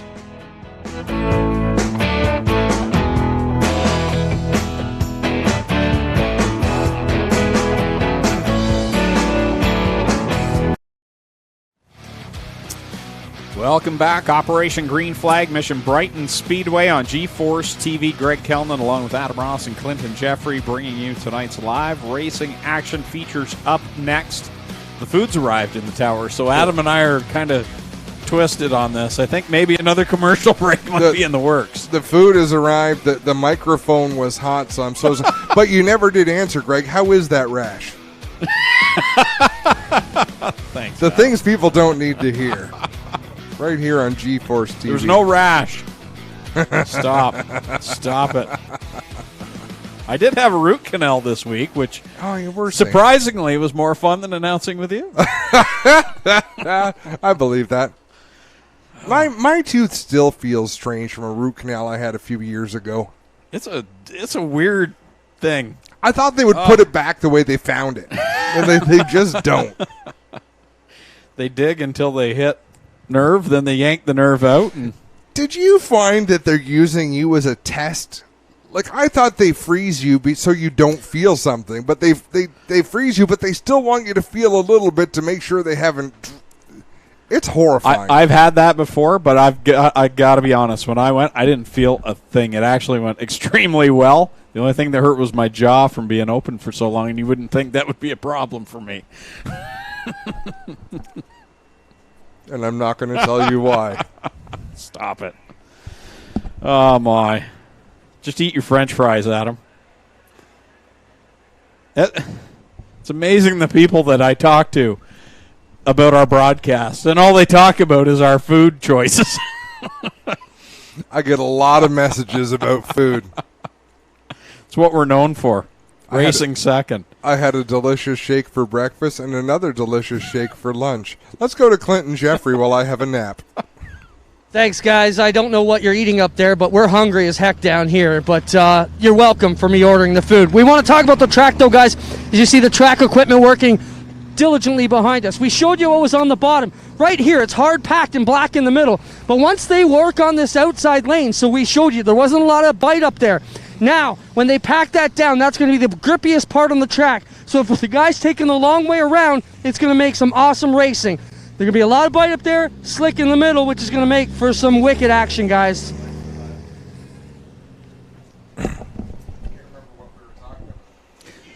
Thanks, Clinton. Great job down there as always and bringing it up close and giving us a look at how the track surface is shaping up. It's always excellent here at Brighton Speedway, and had some first-timers on the crew here today saying, wow, it blackens up really quick, but, this is a track that it loses some moisture, it blackens up, but very rarely is it super dusty where you can't see anything or it's hard to sit here and watch a race. Knock on wood. No, this is one of those tracks that you go to that you know there's always going to be something to talk about. Yeah. As an announcer, our biggest fear is how do we make a race that's not all that exciting seem exciting for the fans? And at Brighton, you rarely get that because there'll always be something to talk about. Partly because there's always someone who you can tell quite visibly is angry. Yeah. There's something goes on that you can bring out their emotion. And that's not just Mark either. No, not. So I'm excited for the fans to see this, see these features. Speaking of Mark, is that Mark that just stopped by to see Clinton? Oh, maybe it's for an interview. I thought he was coming down to read Clinton the Riot Act, which would have made me so happy. Not that Clinton does anything that deserves being read the Riot Act, but watching him be scolded publicly would have been fantastic. Let's see what they are about to talk about. Clinton Jeffrey down in turn 3. Thanks, Adam. I got Mark Rinaldi here. Mark, a special night to get your opening night back. Too bad it took so long in the summer to get it going, but fantastic car counts. The track looks great. Are you happy tonight? Yeah, I mean, we'd obviously be a lot happier if we could have some people up there in the stands joining us to share in the excitement of opening night. But happy that we got this going, and thanks to you guys for broadcasting it so at least people can enjoy it at home. Mark, we've been talking about the track prep going on. This is a standard issue for you guys. You take about 10 minutes each week. We explained to the fans how it's black in the middle, but going to put a lot of grip in that top lane and give these guys taking the outside a better shot tonight. Yeah, you can see the dark stuff right around the bottom. So in the last few heats, everybody was rolling right around the bottom. Now that the sun's gone down, the moisture will stay in the top side, and we'll have a high line, and you'll see some guys flying around the top side.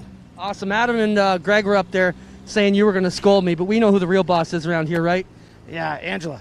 Yeah. Right. Thanks, Mark, for having us. Thanks, guys. Mark Rinaldi, guys, one of the best track promoters here in Ontario, done major work with the government to get these tracks open and to get us to be able to have 100 fans tomorrow night at Merrittville and going forward. So on behalf of everybody in the racing community, I want to thank Mark and all he's done here with the Canadian government and the Ontario government to get us back to the track. You know, Mark Rinaldi, and we can say this about a lot of promoters, you know, they all work really hard and they put their heart and their soul into it. But I don't know if there is another promoter that has the well-being of the entire sport across multiple tracks across such a large region, and just has that, you know, that's his focus. He has that best interest in mind, not just on his own backyard. It's important to him, obviously, but he cares about what's going on at other tracks, even if they run on the same night as him. You know, that's he gets the big picture. He understands it. He's also very ingrained in the community. I mean, they've got a lot of supporters here at this racetrack. I often joke that it's off the beaten path, but for the people that come here, Greg, it's not. I mean, for the surrounding communities, this is it on a Saturday night. This is the big activity for miles around. So Mark does a great job. They embrace that. The place looks good. And that's another reason why we started these Operation Green Flag events, is we wanted to give fans, especially on a free basis where anyone can tune in and watch, because if you do a pay-per-view system, yeah, you're going to get your hardcore race fans, but we want to open it up to so many new eyeballs that say, you know what, I've never been to Brighton Speedway, I've never had a chance to see it. Well, let's sit down and watch it live here tonight and show them, hey, this is what's going on a regular Saturday night in the summer. Come check it out. I know you haven't been following as many of the comments as I have because you've been busy doing lineups and such. We've got people viewing from Alabama. We've got people all over North America that I've seen that have chimed in on the chat. We're so thankful you're here to join us. We got people from the neighborhood here who wish they could be at Brighton Speedway tonight. We got people from down in the Golden Horseshoe. Merrittville is where we're going to be tomorrow night, and a lot of them are curious to see what's going on, so they're tuning in. So thrilled that you can do that. Really excited that we can bring Brighton Speedway to folks in the middle of the summer. And it's going to be a good time. I think we're just about done the track work. I'm looking down to see if there's race cars lined up. Daddy's money came back. Did you invite him? I bet you I know what he's looking for. More money. He already got a free hat and T-shirt within 2 minutes of them being on the property. Yeah, that worked out pretty well for him. Again, T-shirts, hats, masks are available. My wife Angie was selling them here tonight at Brighton. Tomorrow night they're going to be, I don't know who's going to be doing the selling at Merrittville. Maybe we'll get Connor back there, but I don't know if I trust his math skills. So, send us a note. There's a good chance you can get a free hat and T-shirt tomorrow night in Merrittville. Oh, my. Of course, 7 o'clock start time there at Merrittville Speedway tomorrow night. Small block modifieds, 360 sprint cars, and the Hoosier stocks. Many of those that you see here tonight will be back in action tomorrow night. And 7 o'clock, GForceTV.net. When you go to GForceTV on YouTube, make sure you hit the subscribe button down to the lower right of where the video screen is. You'll see the big subscribe button. Click on that, and then the notification ringer to the right, and make sure you get in on that, as we've got someone watching from Brisbane, Australia. I think they say Brisbane. Brisbane. They probably even say it different than that. Didn't we offend someone from Australia? Or I offended? I like to think I've offended people from everywhere. Like, I am equal opportunity. If you get your panties in a knot over silly things, then I have probably knotted them. I should have known. The kid was after the food that's been... yeah, I should eat the ice cream first before it melts. It's not a bad idea. People are talking about the history of Brighton Speedway and how it was a paved track. I don't think the track we are looking at was ever paved, but there is a paved track behind us. So there's we'd have to get a real historian in here, but yes, there is an oval track. Anthony D'Ortono, can I have a shout-out, Greg or Adam? No. Of course you can, Anthony. We're so glad you're watching. Anthony tunes in all the time. I believe he's going to be at Merrittfield Speedway tomorrow night. So, Wesley, that's a good question as well. Will we have apparel for sale that people can order online? I'm sure we are going to get to that fairly soon.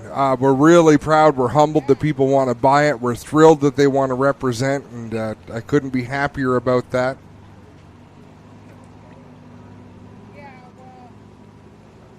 See, Fran, here's where I'm going to disagree with you. If Connor is known as Daddy's Money, he should be good at collecting money. Yes, collect it from other people. It's like offering a pay-per-view. You're only appealing to one little pool. We want a big pool. Son, spread your wings. Go find money elsewhere. Oh, if we can't poke fun at family, who can we poke fun at?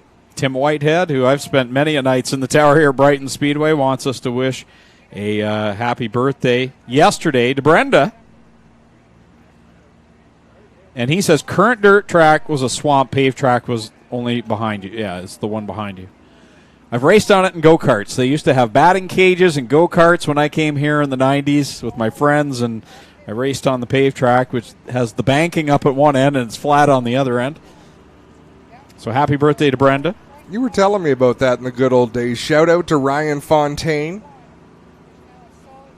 People watching from Walkerton. South Central Texas checking in.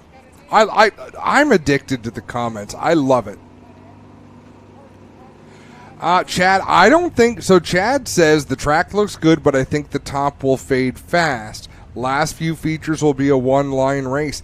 I'm going to go the opposite way. I don't think that top is going to fade. I don't think it's going to be one groove racing. I think there's going to be a lot of room for these guys to move around on the racetrack. There's always someone that makes it work, and then, it's monkey see, monkey do. Well, and I don't know if we've been able to. Spencer, we're going to put you on the spot here. Do we have a camera that can show the river that runs down the back straightaway? So if you get off of turn 2 far enough, well, they have to cross the track on a bridge because there's a stream that runs down the backstretch. So there's a lot of unique things about this racetrack that make it exciting for us to watch. Got another legend watching here tonight, Kirk Hooker, who's he's run a number of races down here. That was my favorite part about coming to Brighton Speedway back in the day when I was younger. They used to have the late model challenge series that raced between South Buxton, the Ridge, down in Ridgetown, Can-Am Speedway, which as a little kid, I grew up going there every Saturday night. They had the 6-cylinder late models, so I was a big fan of some of those drivers. And then, of course, Brighton Speedway, and they'd run at the different tracks. And I remember as a kid, who's this Kirk Hooker guy from Chatham that's coming down? And when you're a kid, you think, wow, Chatham's a long ways away. It's a big deal. And those were the days that I just loved coming here. Steve Young announcing, who I've had a chance now to announce with, and I just made Steve sound old, but nonetheless, pretty cool. Kirk Hooker watching here tonight, and his son obviously is quite the shoe as well. Kirk Hooker is awesome. That family is so much fun. They love their racing, whether it was All-Star late models. There's the stream that runs down the backstretch. The fans that are in mass. Clinton Jeffrey, tell us the story. Back here on the back straightaway, you mentioned the stream, and it runs right here between the pit area and the back straightaway. Many a race car over the years has slid over, it's only about 30 feet from the back straightaway to the river. If you look over here, we got a long bridge, and the cars come out over the bridge. But yeah, you might be fishing here at Brighton, but hopefully you're out of your car first, guys.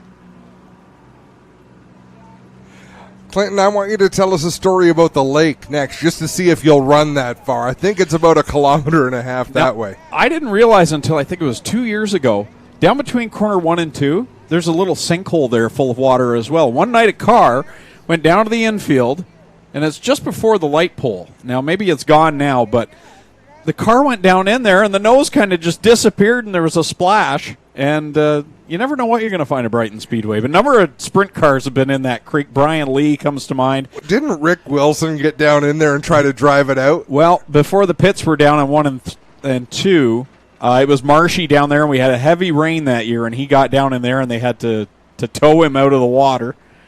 I think Steve Lyons in one of his first trips here off of corner number 2. That's a treacherous corner over there where the bridge is, and a number of cars have ended up down in the drink, but such a cool facility. Yeah, and Amanda O'Blennis, it sucks that you're not here. I know the O'Blennis clan is a big one here at Brighton Speedway, and glad they can be here to race. Bummer that the whole cheering section can't be here, and that goes to all the teams that have so many people behind them that sit in the grandstands and take it all in. And it's been tough because the teams are limited on how many crew members they can bring, and for some teams, some crew members have had to stay home, and that's a tough decision to make, and we feel for you as well, those that can't be here. As you see work going on over the pit area, Kaylee Weiss right in there cleaning the front of her Dibbets Excavating Landscape Supply 77. There she is. See, they can hear us in the pits, Adam, when the microphones are hot and we're under commercial break. So why is that guy just standing there? That one guy really should have a job to do, shouldn't he? He's the supervisor. Green shirt is the supervisor. Oh, I love technology. There he knew right where the camera was, too. He just looked over and pointed. I think I read his lips. Get that. Oh.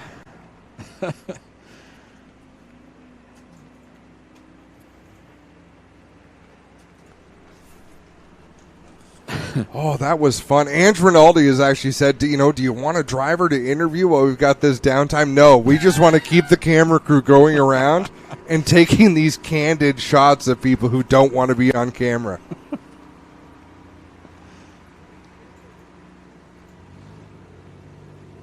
I'm with you, though. There's so many angles that I've never seen. There's a group over on the backstretch watching. Oscar Modified T-shirt over there. We'll see them during our APC series run here on GForceTV. Yeah, that's going to be a lot of fun. And actually, Spencer, if you've got that image that I sent you, feel free to throw that up, because it's awesome to see the amount of cross-promotion that's going on. And it makes a lot of sense to me with what's happening this year. And, people, there's a lot of racers back in the pits because they're so bored with nothing to do. They're jumping on race teams, and they're winding up all over the place. So Kelly Balson, one of the drivers who's going to be involved in the Oscar races at Jukasa, he has the Brighton Speedway logo on the quarter panel of that race car. Love the picture we just got from Greg Bellier. So they're watching from the trailer, big TV on the outside of it. Fantastic.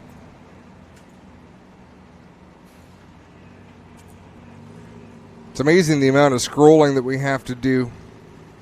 And the kind words, people, the compliments are humbling, Greg, because it's not you and it's not me.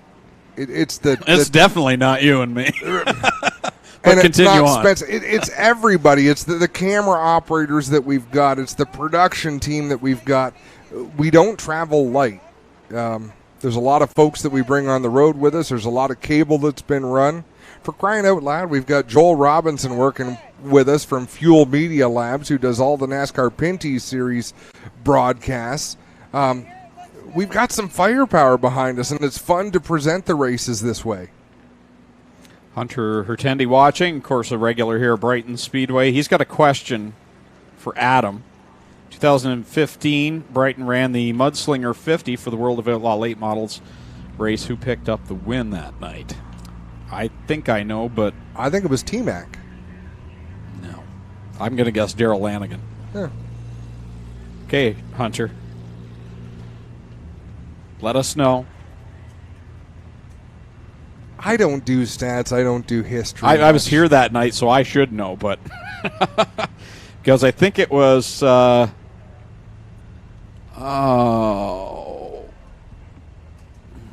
to think who won the second one in 2017. It was the Rocket Man, wasn't it? Josh Richards? What did I just say, Greg? What did I'm I talking just to say? myself. I know I wasn't talking to you. Wish you did that more I'm often. talking to Hunter. Come on, Hunter. I'm waiting for the answer. Just got word Dave Bailey had a shop accident. Oh, and no. will not be at Merrittville tomorrow night, as per Dave's mom. Well, that's no good. Dropped a running grinder on his foot. So, Dave, we hope you heal well. Sorry to hear. That just gave me a full body shiver. Not the good kind either.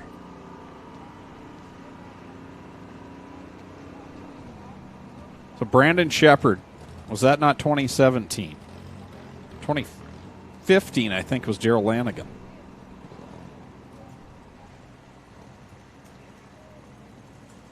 Oh, I've got my years all messed up then. The first year was the year we almost lost Nathan Christensen. We still have the photo. The night the World of Outlaws were here and Nathan Christensen was down. He was doing the scoring. He's down in Victory Lane, and the firework went off laterally and hit him right in the chest, burned a hole in his polo shirt. No. So my wife Angie was selling shirts over in the pits. And the agreement was when she was done, she was going to bring this big salad that I brought. Oh, man, it looked good. She was going to bring this big salad over to this side, so when there was some downtime, we could eat. Can I have that? But why do people come in here and think they can talk? Why do people come in here and think that they can just talk? Clinton Jeffrey. I want a hamburger. So Angie's going to bring the salad over. I'm like, okay, I can live, right?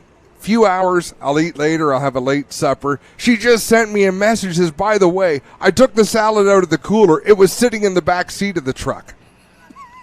So there is not even going to be any salad, and I already gave away my burger and fries to Spencer. Do you want my ice cream sandwich? That's all that's left. Yeah, can I have You ate my fry. Oh, no, you didn't. Can I have a drink of it? Sorry, I'm working.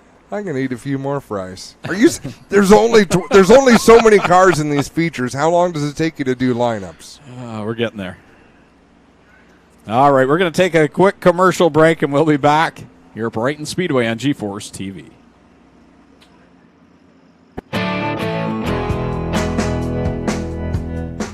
I'm Adam Ross, and I sell Hino trucks. If you need a commercial truck, or if you work for a company that needs a commercial truck, email me, aross@mtg.ca. I'm a sales rep for Metro Truck Group, and I sell Hino trucks.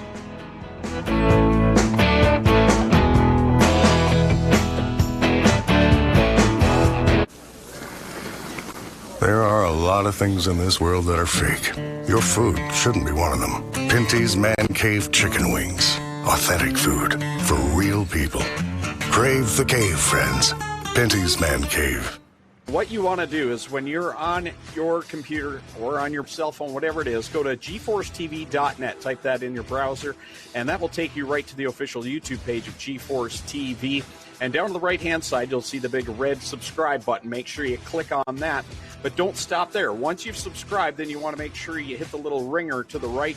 That's the notification bell. And anytime there's new content uploaded to GeForce TV, you'll get a notification, whether it be on your computer, on your device, whatever it is, you'll know when there is content. And as we've been saying, it's so important when you're watching these videos on YouTube or for the meantime on Facebook, make sure you give it a thumbs up, give it a like, make sure you're sharing these links, and that helps the actual content grow and populate throughout YouTube, specifically for the GeForce channel. Well, good evening, everybody. Welcome to our weekly race chat. Adam Ross and Clinton Jeffrey are live and interactive every Tuesday night. Rivals Race Chat is your home for race discussion, debate, news, interviews, and more. They'll even take your questions and comments live on the air and talk to some of the newsmakers each week. Tune in every Tuesday night at 8 p.m. on GeForce TV.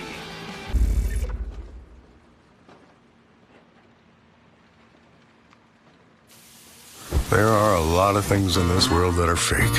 Your food shouldn't be one of them. Pinty's Man Cave sausages and street dogs. Authentic food for real people. Crave the cave, friends. Pinty's Man Cave.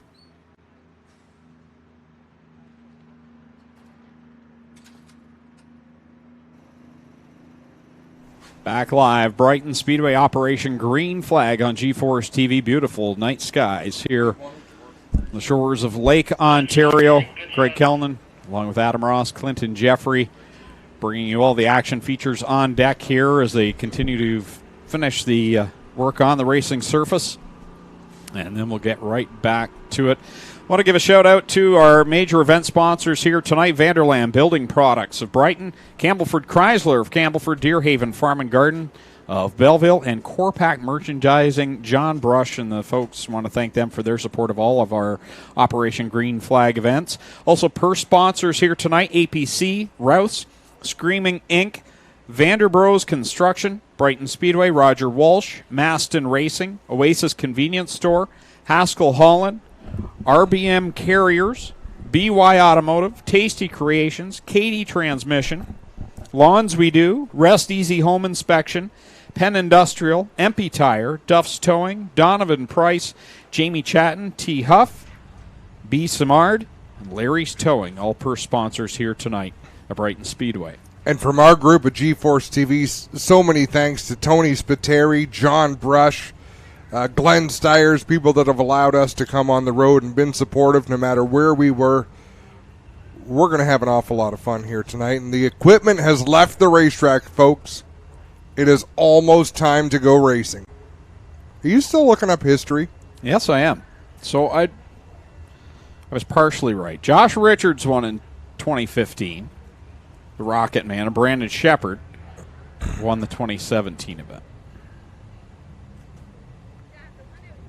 So you were partially right. That's good, Greg. I'm partially impressed.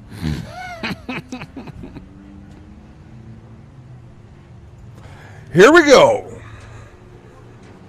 We are ready to go. The Bills Johns Comp 4 mini stock feature event starting lineup will look like this. Going from the pole out of Trenton, the West City Honda Birds Hardwood Floors, Goodies Pizzeria, Bayside 43, Devin Kippen. Going from second from Brantford, the Daps Restaurant, Harvey Swiss Chalet, Trenton, Boehner's Rad 6, Lightning Tom Cole.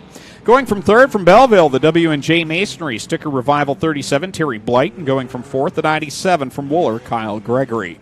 Rolling off fifth out of Wellington, the Sprigland Meat Market 87, Mike Beaudry. And from sixth in the 44, Tommy Bailey out of Coburg, the Bayhan Construction, Joe's Mobile Wash, Boyer Chrysler 44. Starting in seventh, car number 7 from Brighton in the Campbellford Chrysler Dibbets Excavating, Brighton Speedway 7, it's Anthony Rinaldi. And rolling off in the 8th spot from Coburg, the TACA Inc. number 15 is Josh Bogart. Starting in 9th from Trenton, the Lava Clean Laundromat and Dry Clean, Cedar Cove Campground, McKay Insurance number 25, Lawrence Evenden. And from the 10th spot out of Ingersoll, the Bell Camp Manufacturing, Grandview Flour and Feed, number 54 is Chris French. Going from 11th out of Brighton in the JKL Vehicle Repair, Strictly Maple Pure Maple Syrup, Farmer's Friend 67, Barn Repairs and Painting 22 is Keith Dunk. And from the 12th spot from Trenton, the Dibbets Excavating, Bellevue Fabricating, ABC Taxi 17 is Emily Peterson. Going from the 13th spot from Port Hope and the Bailey's Mayhew Graphics, number 14M, that's Matthew Moore. And going from 14th from Trenton, the Turbo Auto Parts 05, Leland Pinch. In the 15th starting position from Trenton, the Green Grass Oasis, Turbo Auto Parts, KD Transmission, number 1, Brock Gregory. And going from 16th in car number 12 from Springbrook, Caleb Severan. In the Hopes Custom Farming, Amazing Acres, the Grand Old Meat Company, number 12. Starting 17th in the Sobeys, number 18, is Brian Cross from Picton. And going from the 18th spot, car number 88, Braden Cuse from Beamsville. In the 19th spot from Trenton, the ABC Taxi, Blush Floral, Make It Roar, number 26, Alicia Gerard. And going from 20th, car number 19, Tristan Boudelier of Belleville in the Kim Hadwin Century 21. 21st, the 00, Bob Akey from Trenton in the Rosebush Energies, Anson Construction Custom Rides Machine. And 22nd from Trenton, scheduled to be the 01 of Scott Simpson, the Bury Signs, B&R Janitorial Supplies, Barcove and Camp 01. Of course, that car had problems pushing off, getting going in the heat race, and I don't believe he's made the call here for the feature. Would you like some French fries, Greg? Gee, thanks. I got all the leftover bits and pieces. Doings. I like to call them doings. The doings.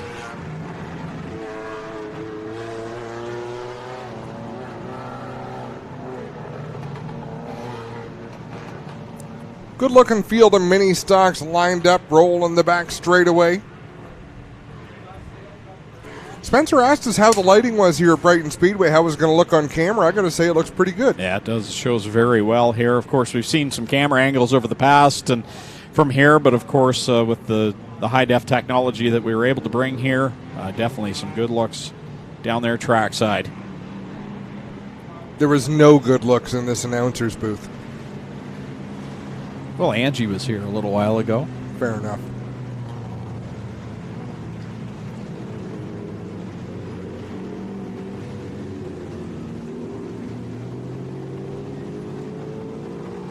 Did you see the Bills Johns logo on the corner of the screen, Greg?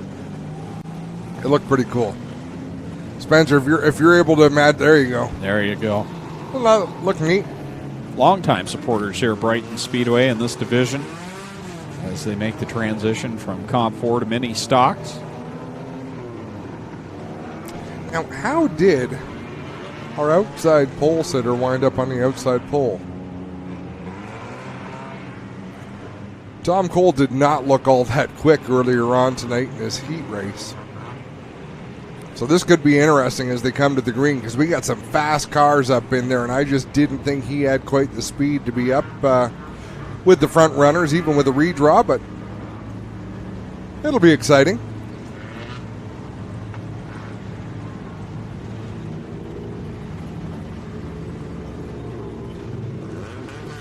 So the field taking shape behind the Campbellford Chrysler Pace truck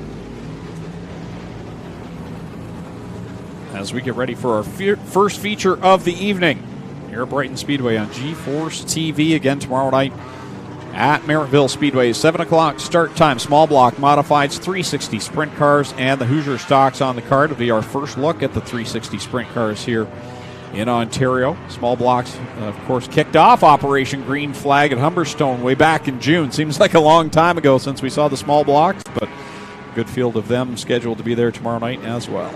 White flag is out next time by, the first feature of the season. We'll get underway for Brighton Speedway. It's been since last September, Apple Fest weekend, when we saw competitive racing. Of course, they have their Eve of Destruction the weekend after, but as for oval racing on the track here, it's been a long wait.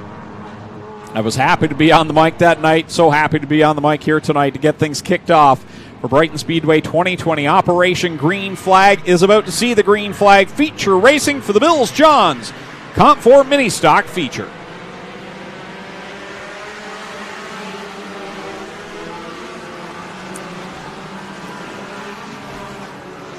Wow, and the hits start early down into turn number one. We got one around backwards. That's the 97 of Kyle Gregory, who looked so good in his qualifying heat. I can hear the race director telling him to get that car fired and get it moving, but not going to happen. And let's see how long Kyle Gregory's been around the sport. If you're a veteran, you leave the car sitting right where it is. You don't pull away right away. You look down a little bit, you try to get things sorted out, and then you pull away. Well done, Kyle Gregory.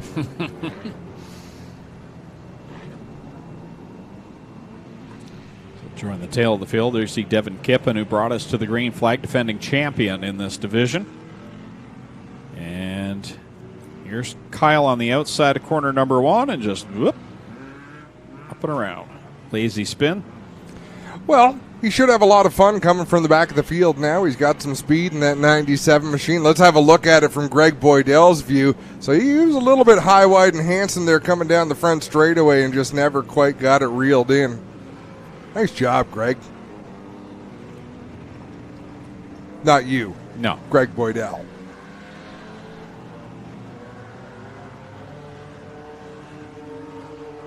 So the field to get bunch back up. We'll try it again. 20 laps for this feature event. 25 for the Thunders, 30 for the Canadian Modifieds, and 35 for the late models here this evening.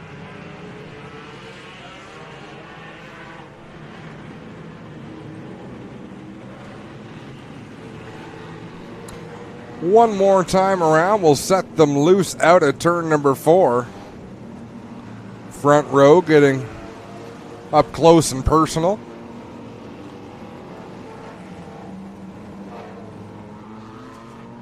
So there will be 2 winners declared in this, of course, for the Comp 4 and the mini stock portion of this division.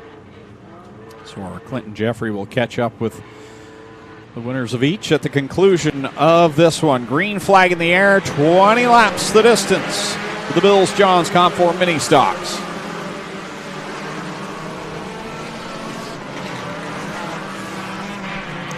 Clean run down through 1 and 2 for the first lap. Devin Kippen again out in front, but Terry Blight working his way up to the second position in a battle with Tommy Bailey in the 44. Anthony Rinaldi in that 7 machine, running in the 4th spot right now. We are under yellow once again for a mishap up in turn number 2.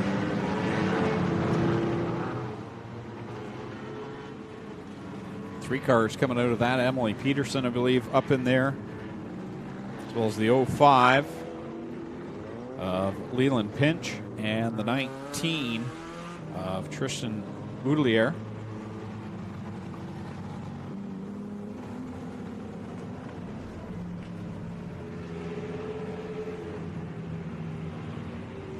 Did we get a lap under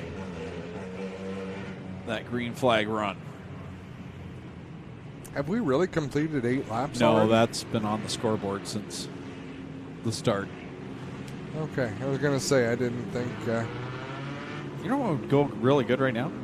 Some like fries and a hamburger, or maybe an ice cream sandwich. Did you see me generously give away my hamburger? Yes, I did. Were you there when I Yes. watched them walk away? Yes. Then I equally as generously gave away your hamburger when Clinton Jeffrey stormed the booth like a bull in a china shop. Hey, I watch him and the rest of the crew set up all day, and it's like, go ahead. I gingerly took my time down here and stopped for Wendy's on the way. You know what? I can do without. We brought a camper trailer down, and I had lounge chairs set up in front of the trailer as they're sweating over here running cable. So, yeah, fair point.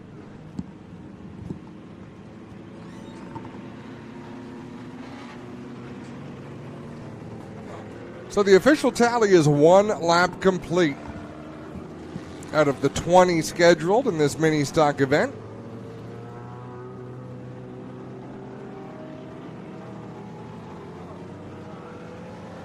One lap down, 19 laps to go. And I wasn't wrong about Tom Cole. Look, he's almost out of the top 10 there. And I think that's probably around where his car is speed-wise.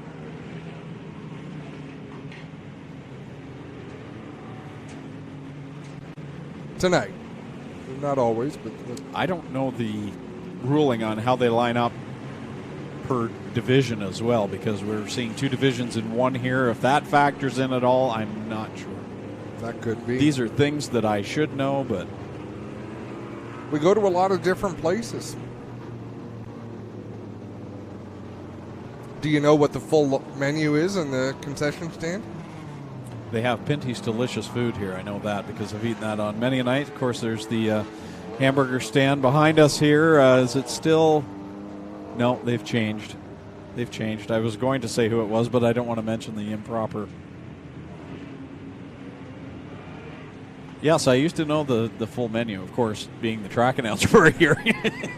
Don't know how they line up their races, but I can tell you how much everything is on the menu. I've still got to give a nod to the Flamburger. I don't think I've ever had one in all the times I've been there. It's well worth it. Sunset has the Dilly Dog, or is it the Dilly Burger? Well, they used to. Not anymore, obviously. But.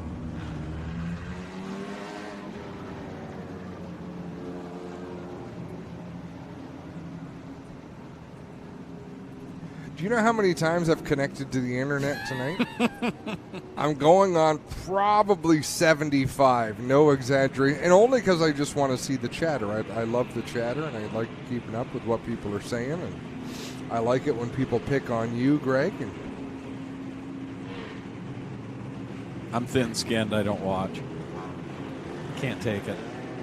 that's the only thing on you that's thin. Hey. Actually, no, it's not. Hey, we all got company shirts this week, and who was the smallest of the team? And my large was too big. That's not what she said. Oh. Just going to stop talking. Sometimes I wish I could stop. All right, white flag. Let's get back to racing.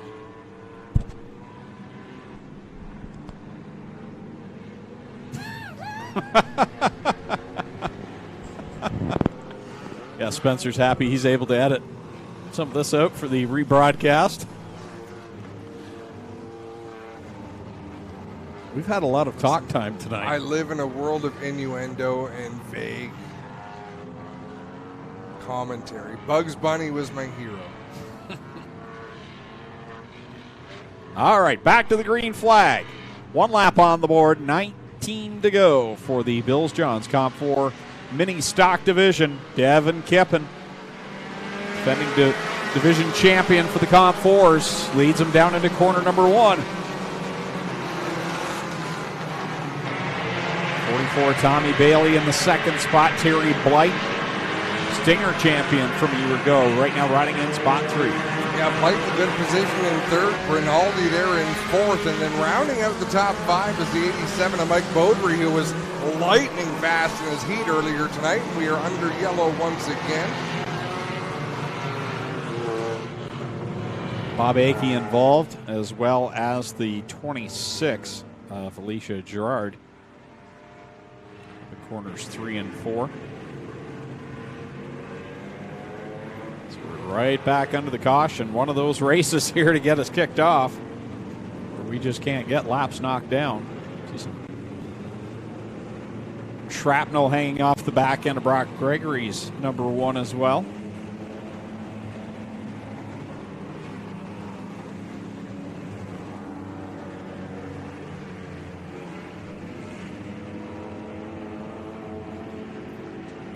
Tow trucks right on the scene. They've been doing a good job tonight, getting right out there to the action.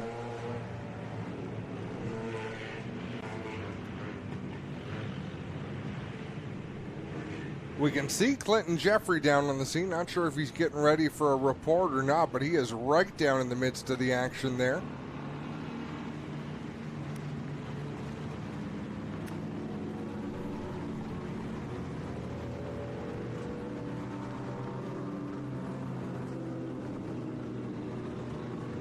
Some good sponsor time there for Alicia Gerard. ABC Taxi, APR Roofing, Riverside Convenience.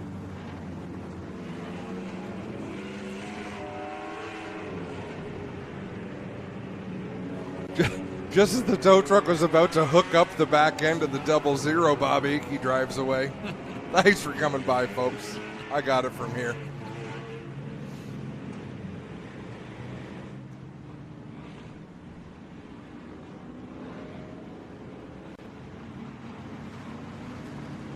Clinton Jeffrey is trackside. He's got a report for us. Thanks, guys. It looks like Alicia can just not get this 26 car fired up now. She's directing them to where her pit stalls are, so must be something more than just a push start. And she'll get pushed down here through the infield and get sent back, looking for the gears to find her way back to the pit area.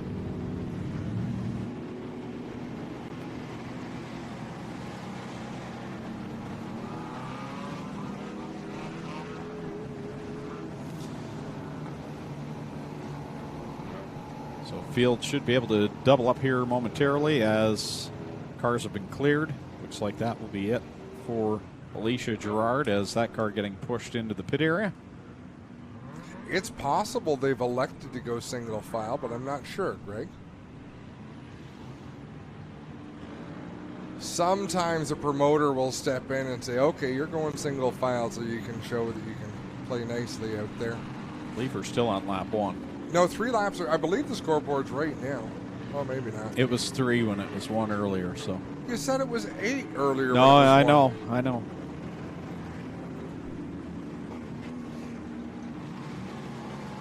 You know, you could get off your chair and go ask them. You're closer. I'm closer. That's why you put me in this. Says the guy who's been sitting in beautiful air conditioning. Hey, you were in the tower first. You had your choice. We are socially distant, but not distant enough. And you put the fat guy on the side of the tower that's 120 degrees. You were here long before me. I was, but I put you on the side with the controls. Exactly. I can't be trusted with that nonsense. Okay, so they did double up. Next time by, we'll be under green. Kippen on the inside, Tommy Bailey on the outside. And we got one stopped on the backstretch that's going to keep us under the caution flag. Brian Cross and that nice-looking Sobeys number 18. Vinyl Solution. Dan Ferguson, who runs Dirt Sportsman now, does a nice job lettering amongst some of the vinyl graphic artists in the industry. Does a nice job. And Brian Crosso is going to need a push here to get this thing going or to the pit area. And look in the background. Whenever you see people in the background here, everybody has a mask on. They took that real seriously down here.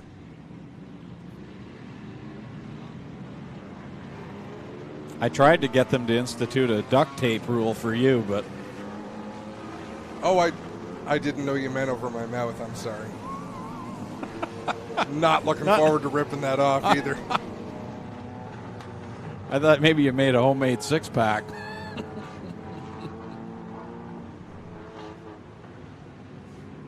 All right, let's try it again. There's no laps on the scoreboard, but I believe there is still just the one lap complete. Devin Kippen sets the pace and gets us back to the green flag with the 44 of Tommy Bailey on the outside line. Tommy was quick in his qualifying heat and gives Kippen a bit of a bump there in turn 2. Tom Cole and Chris French getting together down in 1 and 2. They were off mowing the grass almost on the outside of the racetrack down there. We got one going sideways. I believe that is Tom Cole on the inside of turn number 3.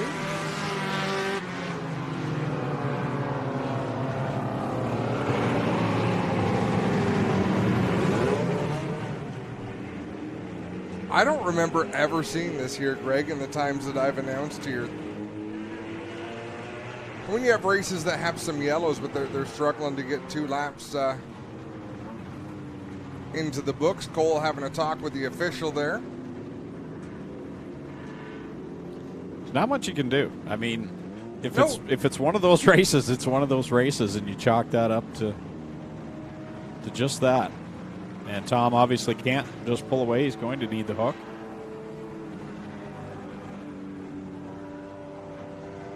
Clinton Jeffrey getting there to the scene.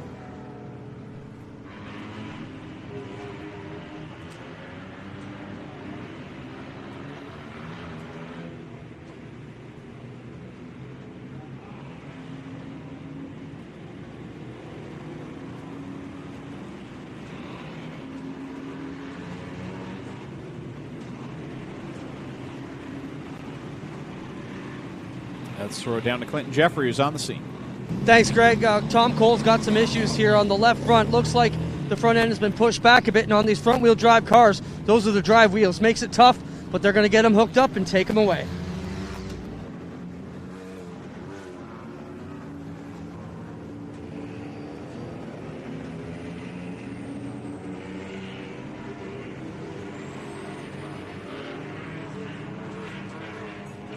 All right, white flag coming out this time around.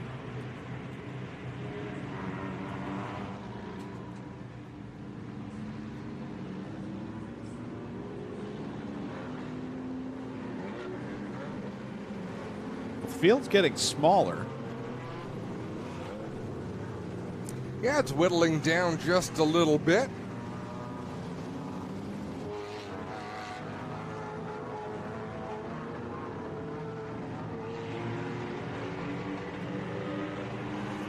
Kippen and Bailey will bring us back to the green flag. Terry Blight, along with Anthony Rinaldi, back there in row number 2. Green flag off of corner 4, back at it. Bailey edges ahead at the line that time on the restart. Working the outside line, gets a good launch through corner number 1, goes a little bit too high, and Devin Kippen will scoot ahead down the backstretch. Look at Gregory after being involved in the first incident earlier on. He is back up into the top 3 in the 3rd position.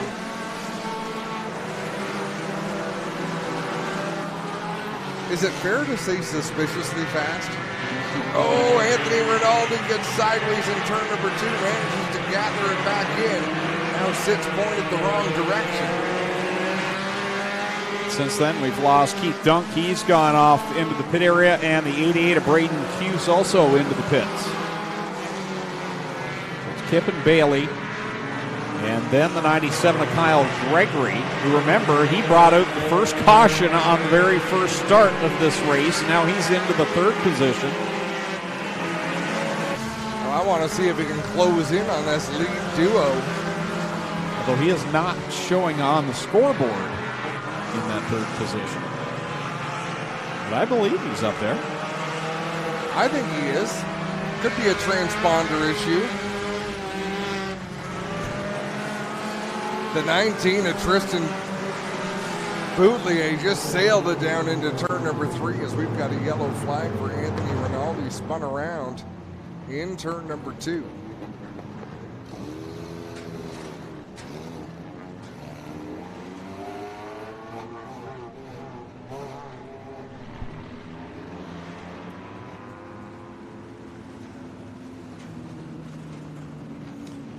So Anthony Rinaldi will be able to pull away. And hopefully it will be just a quick caution. They'll get Tom Cole's car towed over to the pit area now. It was sitting in the infield. But we do have one on the backstretch now that's come to a stop. Josh Bogard. It's out of fuel.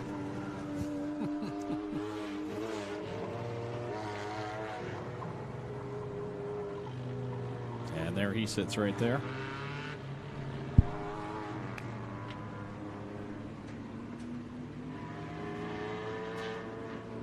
Now, are you staying in the area tonight, Greg, or are you guys driving home? Nope, back home and then back to Merrittville tomorrow.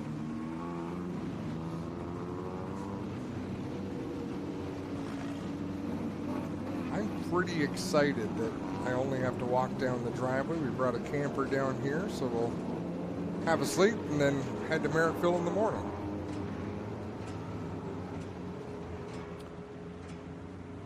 So get a replay here once again on Anthony Rinaldi. Just sits sideways in corner 2. Well, that was the first spin that he took, and he kept it going and then had the second spin after that.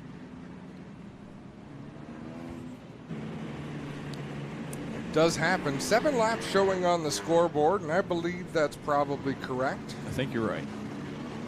7 down, 13 laps to go. They're going to double them up right away, and I believe head around to take the green for the restart.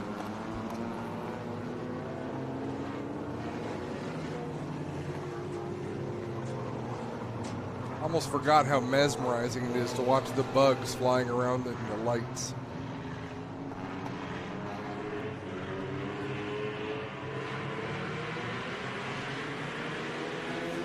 Green flag back out with 13 laps left to go here for the Bills Johns. Comp 4 mini stock feature event. Devin Kippen and Tommy Bailey have had a good battle at the front. And now the 19 with a right rear flat, I believe. And that may put us back under the caution flag again. You know, that was merely unfortunate for the driver, the number 19, who pulled it down to the inside to sort of get out of the way, not quite far enough, and just about got crunched from behind as the pack was racing off at turn number 4.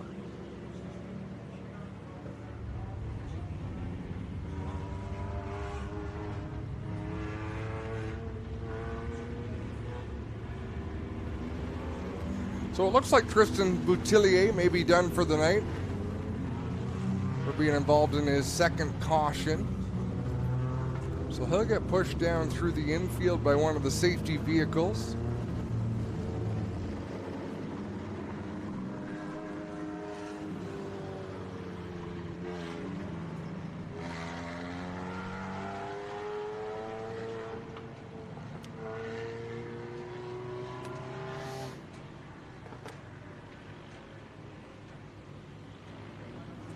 Lineup's good. Race director calling them to double up again with 13 laps still to go.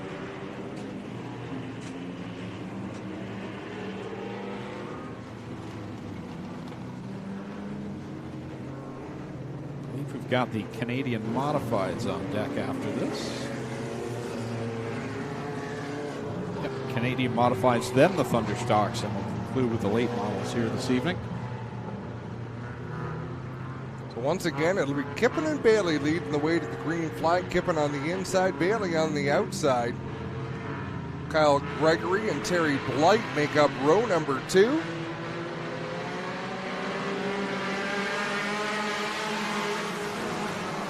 Oh, they lean on each other. Sparks fly in corner number 1 that time. That was synchronized turning down through 1 and 2. Between Kippen and Bailey, a little bit of contact. Let's see what Bailey thought about that as he closes back in on the leader, Kippen. Kippen getting the naughty stick pointed at him by the flagman. It just looks like Bailey's more intent on reaching the back bumper than he is on the racing line. He's got that look. Anger is a great motivator. Oh, we got a major melee of cars over in 3 and 4. The back half of the field basically collected. Well, actually, that's the front part. There's Terry Blight in 37, right rear. Is gone. Gone.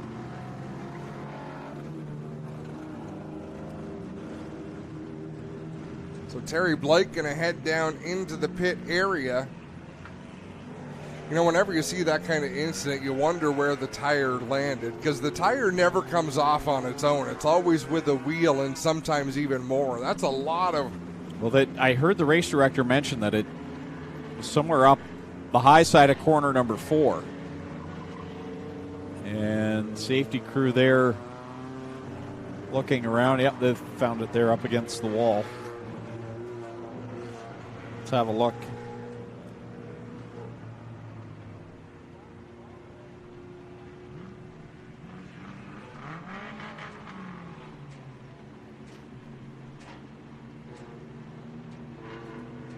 So that was Terry Blight there getting sideways, and the wheel ending up in the 4th corner. Hard for us to really make out exactly what happened.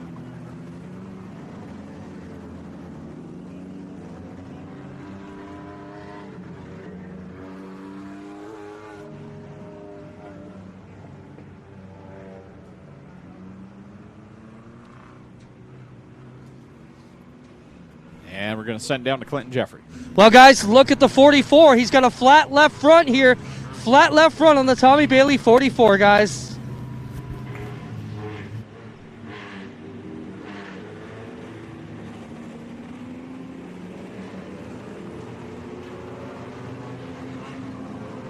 There we see some of the aftermath of that contact on that last restart. The side rub rail off Devin Kippen's car hanging out. That's a flat left front tire on the Bailey number 44, running in that 2nd position. He may be okay to just, he wants to weather it, but that's going to be tough sledding.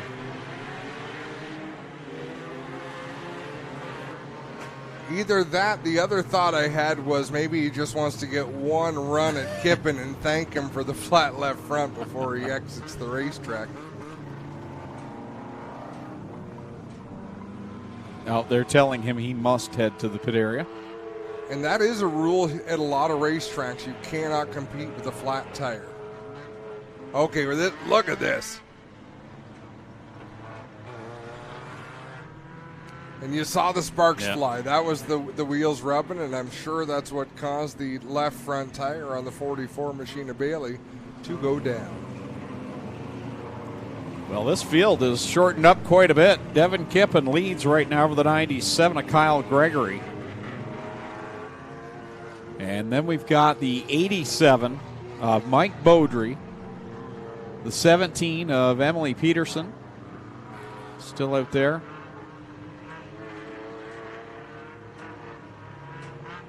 I think that's Matthew Moore back there. Yep, in the 14 and the 1.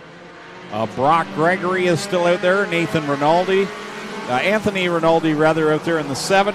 Caleb Severin in the 12. And Brayton Cuse in the 88, and that's it. Attrition playing a role in this one as Kippen is out in front. Kyle Gregory in that second position. Oh, Gregory just clipped that tractor tire on the inside as we reach the halfway mark of this one. 10 laps down, 10 laps to go. Christopher French has made his way back out in the 54 now, but he'll be laps down as Devin Kippen pulls away now from the 97 of Kyle Gregory.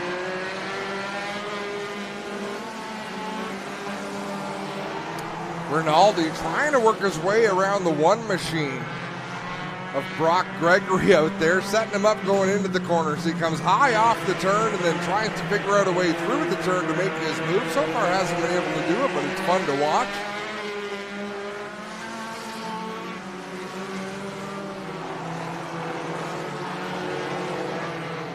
Kippen, Gregory, Kyle Gregory that is, Beaudry riding there in the 3rd spot, Peterson back in position, number 4 Matthew Moore in the 5th spot, then the 1 Brock Gregory in 6th, Anthony Rinaldi 7th, 8th is the 12 of Caleb Severin, and 9th would be the 88 of Brayton Cuse, and 10th unofficially the 54 of Christopher French. Now those last 2 cars though are lapsed in. And Brayden Cuse is just quietly having a decent race, working his way around in his Dale Jr. look-alike number 88 Bug. Be 5 laps to go this time by for Devin Kippen, defending champion of the Bills Johns Comp 4s as he works it through corner number 4 and around Brayden Cuse. Cuse gets down out of the way of the race leader.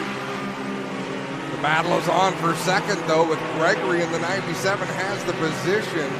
Beaudry in the 87 looked like he was making a run to the inside, and the car just did not want to turn for him down in turn 1 last time round. Here comes Peterson to the outside of Beaudry as they come down the front straightaway. Meanwhile, Devin Kippen has checked out on this pack of cars as they race for that runner-up spot. Gregory got around the slower car a little bit better, I think, than Beaudry, whether he caught him in a better spot or whether his car's just handling a little bit better right now as he opens a gap on Beaudry in the 87. Emily Peterson, though, trying to make a run on Beaudry, and she's going to have a look to the inside of a turn 2. This should be 2 laps to go, but the scoreboard is not lining up with that.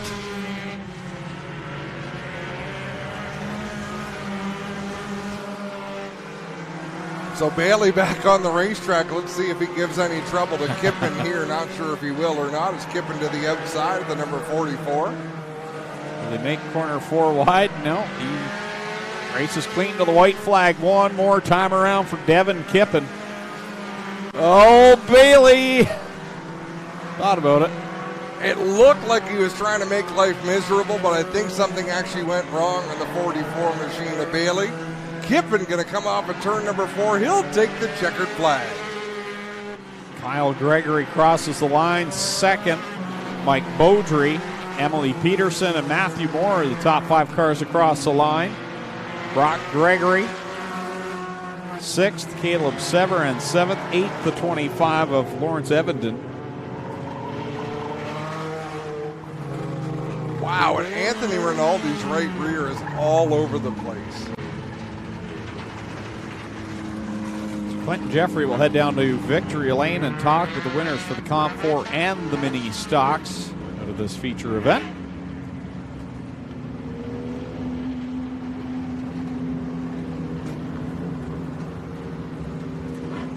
Devin Kippen will across the scales first.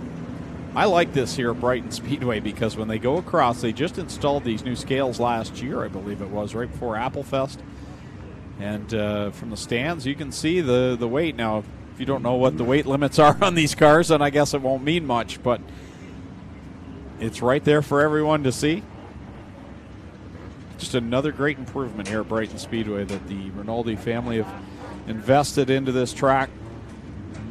It gets better and better every time you come, and hopefully once everything gets back to somewhat normal, if you haven't been to Brighton Speedway, you can make the trip and check this out on a Saturday night.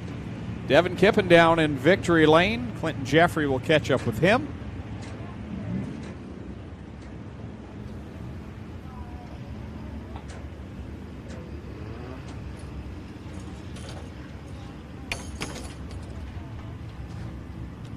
Well, Devin Kippen makes his way here out of the number 43 car with a solid drive tonight. Devin, great drive tonight.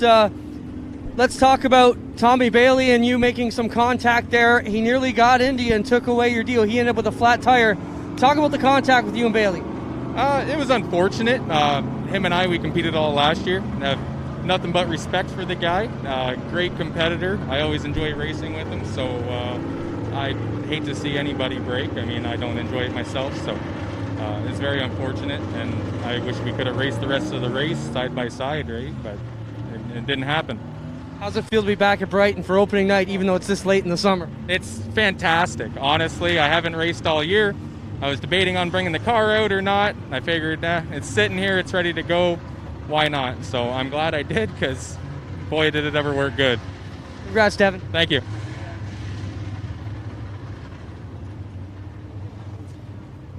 Devin Kippen celebrating down in victory lane here at Brighton Speedway in the Bills Johns Comp 4 division.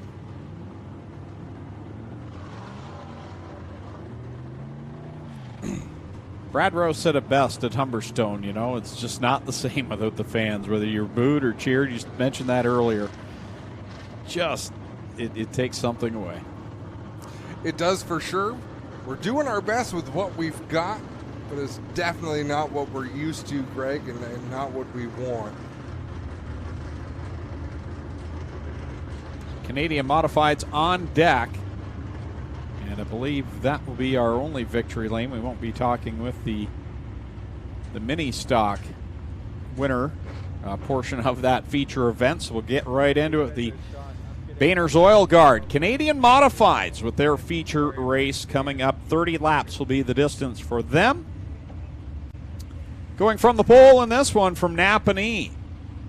Driving the Castle Rock Crane Drainall Oasis Fuels, car number 32, it's Doug O'Blennis. And to his outside from Picton, the Coburg Developmental Service, Fort Glass, Kingston, Peacemaker Convenience 87, it's Andrew Hennessy. Going from position number 3 from Trenton in the Green Grass Oasis, APC Oasis Fuels 5, it's Wally Alderdice. And from position number 4 from Carrying Place, the Oasis Fuels, Green Grass Oasis, Oasis Convenience, and Tobacco, number 1, Sean Gregory. Rolling off 5th out of Trenton, the Gary Nobes Trucking, Greg Truck and Trailer, number 48, that's Derek Gregg. And from the 6th spot for Brighton in the South End Garage, Van Egmond Carpentry, Iron Rooster Rotisserie and Grill, the 29-car Chicken Man, Rich Sanders. From the 7th position out of Wooler, the Sills Argo, Target Fabrications, Stacy Stable 07, Curtis King. And alongside him from 8th out of Brighton, the Campbellford Chrysler, Dibbets Excavating, Brighton Speedway 3 of Nathan Rinaldi. Rolling off 9th from Trenton, the Patriots Excavating, number 12 of Adam Whaley. And from the 10th spot out of Blenheim in the Waste Connections of Canada, Ridge Landfill, WM Johnson Construction, RPM Design 22S, Brian Spielman. Starting 11th from Comer in the Premier Chevrolet Windsor, Motor City Chrysler Windsor, Andre Lanou Sales and Service Leasing. Car number 5X, that's Tim Richardson. And going from 12th out of Trenton, the Drew All Services, Bearink Electric, Quinny West Tire, 26 Bob Green. From the 13th spot out of Napanee, the Deer Haven Farm and Garden, CS Contract Service, number 4, that's Tom Swarbrick. And going off 14th from Trenton, the QBT Excavating, Delren Limited, Choice Sonic Drilling, MT Automotive 56, Pat McEvoy. And going 15th out of Oshawa, the Bandy Automotive Flathead Design 69, Julian Phillips. Coming to the green flag for the Boehner Oil Guard Canadian Modifieds.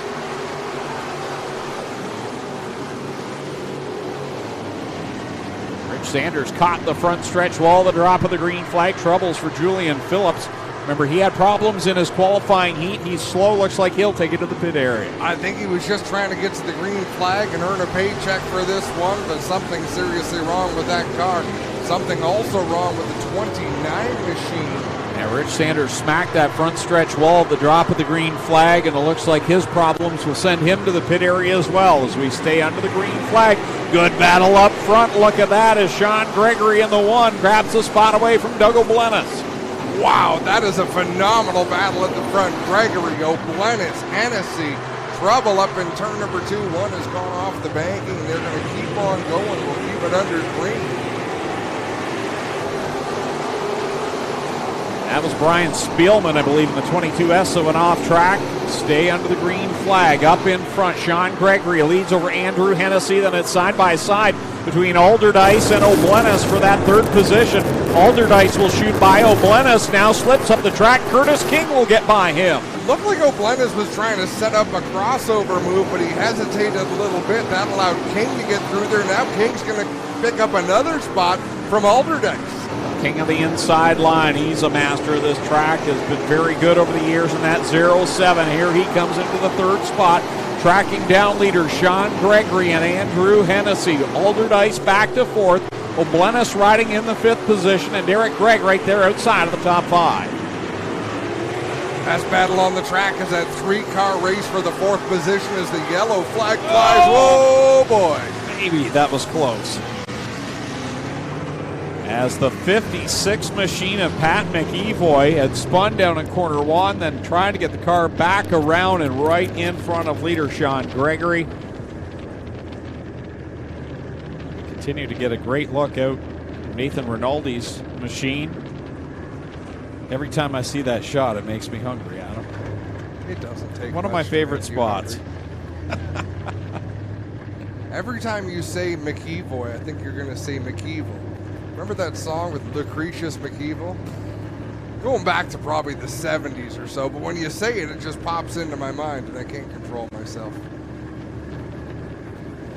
I know you're thinking about hamburgers. I'm sorry to interrupt. Onion rings. Root beer in a nice cold glass. How were my French fries anyways? They were all, like it was, things were going to get ugly. We're going green right now. Gregory and Hennessy now on the front row for this restart. 6 laps on the board. Gregory with another good start. Hennessy on the outside line trying to make something work in that number 87 machine. Pulling double duty here tonight, of course, also in the late models. Wow, Doug O'Blennis loose off of turn number 2. I thought he was going to loop it around there. He might even have got some help from Spielman, but they both managed to keep their cars straight. And they carry on, and we look at the battle back at the front of this pack. Gregory out in front. Hennessy working the high side of the racetrack. He'll sail it into turn number 3 up high. Off a corner they work it. Gregory the leader of the lap on lap number 8. Hennessy is right there, and all the while these two continue to track each other, the 0-7 of Curtis King is closing ground on the top 2, pulling away from Wally Alderdice back and forth. Yeah, King is just kind of stalking them back there, quietly running in that 3rd spot as the laps click away, but the 0-7 definitely is a factor in this one. Derek Gregg, he's worked his way into the top 5, now challenging for the 4th spot. He's riding back there right in front of Nathan Rinaldi as we were on board. That's the battle for the 4th and 5th spot. Derek Gregg and Wally Alderdice. Hennessy closes in the middle of the corner towards the exit. He can almost get track position to the outside, but not quite on Gregory, who slides across the nose, but Hennessy deep into 3 and 4. He's got a shot at the lead now. Yeah, look at him get the traction up there in that high groove. There's always just a little bit of bite here at Brighton Speedway if you can find it up top. And Andrew Hennessy is making it work. Look at the pull off the corner as he'll go down into corner number 3. Let's see what he can do.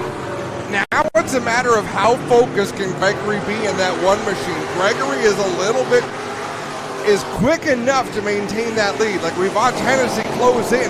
Now he's got a good run off the back straightaway. Obviously Gregory missed something at 1 and 2. Here they come through 3 and 4. Hennessy riding that top line. They'll work it off the corner. Gregory still with the advantage at the line, but Hennessy every lap gets a little bit farther up the door panel of Sean Gregory, and this time he's going to get a good launch through 2. 1 and 2 is very good for Hennessy. Oh, trouble in turn number 3. Now it's going to depend who was leading at the stripe last time. Should go back to Sean Gregory as the leader of the last lap as Bob Green went around in the 26, bringing out the caution flag on lap number 14. So 16 laps left to go in this Boehner's Oil Guard Canadian Modified feature event. Again, want to thank Vanderland Building Products of Brighton, Campbellford Chrysler, Campbellford, Deerhaven Farm and Garden of Belleville, and of course Corpac Merchandising for bringing tonight's event here at Brighton Speedway for you absolutely free on GForceTV. It's been a great one so far, and still to come after this. We have Thunderstocks and late models with their feature event. Look out the windshield there for Nathan Rinaldi.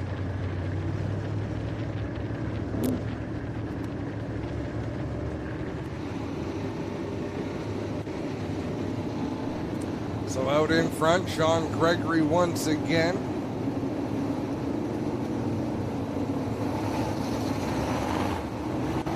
So it is 13 laps complete. They're going back to the previous completed lap. 17 to go. Sean Gregory, Andrew Hennessy, row 1. Curtis King, Derek Gregg, row 2. Wally Alderdice, Adam Whaley back in row 3. They're jockeying and jostling around behind them. Nathan Rinaldi back there in row number 4 with Brian Spielman. Doug O'Blennis back in 9th with Tim Richardson. Gregory got a great launch, and look at Curtis King now doing battle for the second spot. So a minute ago, Hennessy was taking over the lead. Now he's barely hanging on to second. In fact, he loses second place to Curtis King in that 0-7. Continue at it down the backstretch, side by side. Andrew Hennessy, Curtis King. As they work right behind leader Sean Gregory. Then is Derek Gregg and the 5 of Wally Alderdice going at it for positions 4 and 5. 15 laps down, 15 laps to go in this Canadian Modified feature event. Here comes Hennessy once again to challenge for the lead. Gregory got a little tight going into turn number 3. Hennessy with a good run. He'll lead at the stripe.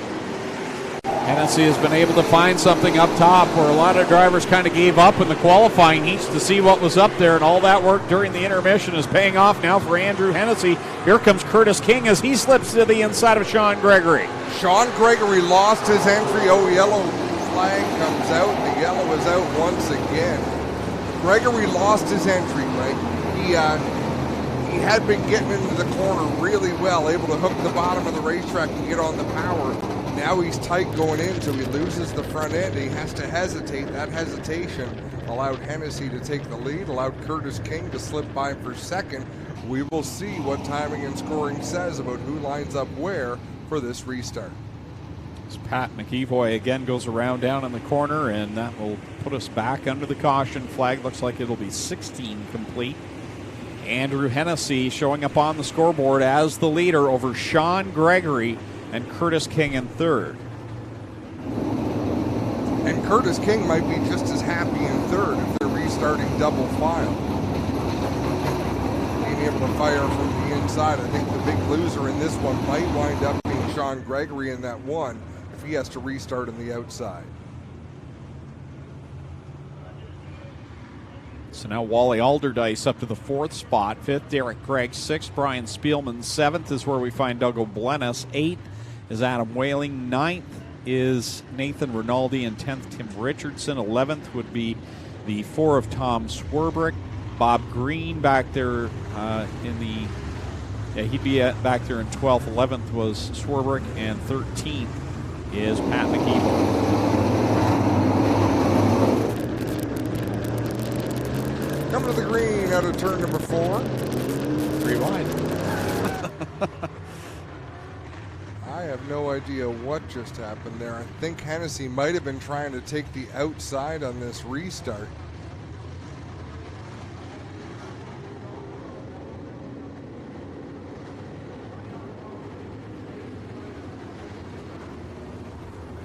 Yeah, I agree. I think Andrew Hennessy wanted the outside line. And Alderdice just gave him a shot. You see Hennessy's arm out the window, like, what the heck?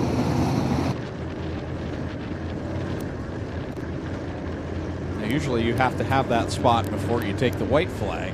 And that's the reason why, so you don't have that melee, but he may not have had that option given to him previous to that by the race director. Hard to say what happened there, but nonetheless, we are now back under the green flag with 14 laps left to go.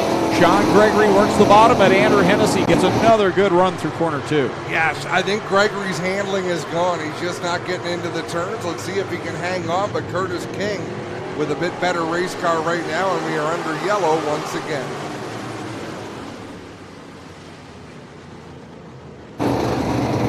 Back into the caution again as Pat McEvoy does not like corners 1 and 2.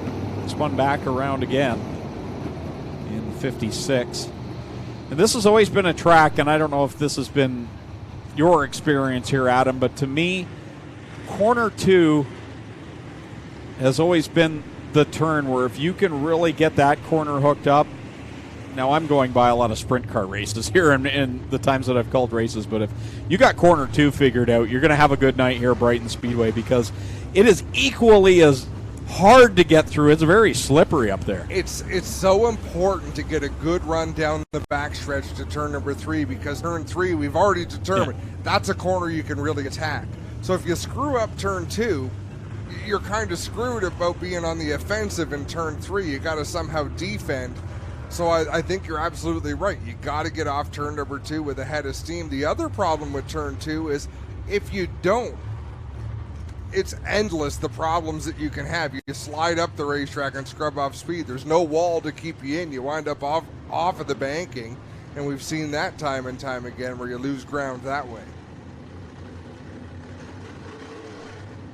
And I've never asked the driver about this, but usually the way the sun sets here at Brighton, that's the corner that seems to get the most sun, the latest in the day, and the biggest saturation of sun. So I don't know if it dries it out a little bit more, but it's always been such a tricky corner, a slippery corner for drivers to get through. So what made me think of that is the way Andrew Hennessy is running through corner 2 right now. Is just it's making this race for him. I want to see if Curtis King can do anything with Hennessy. He's got to dispose of Gregory. The thing is, Gregory's best corner is turn number 4, so it's making for good restarts for the 1 machine. 1 and 2, not so good for the 1.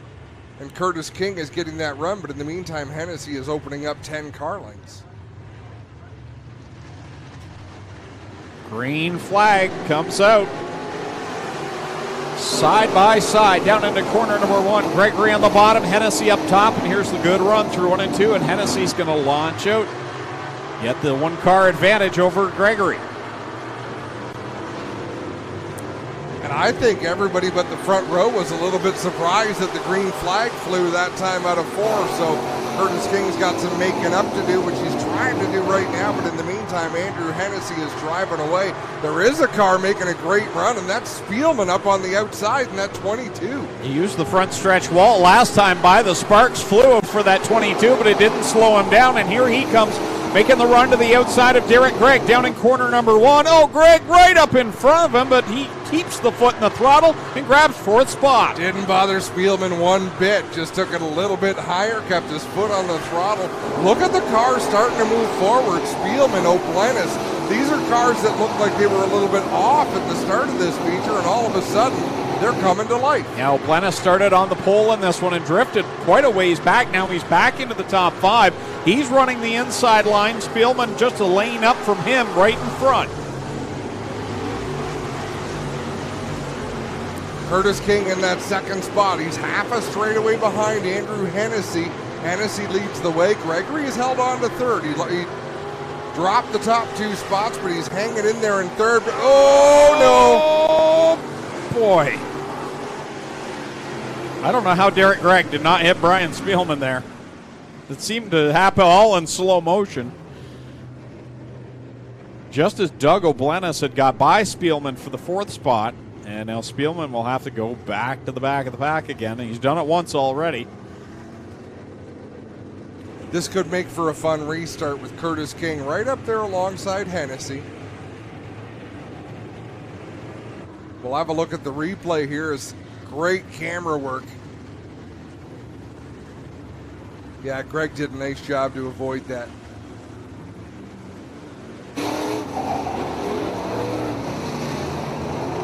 Field doubled up. Looks like we're already set to come back to the green.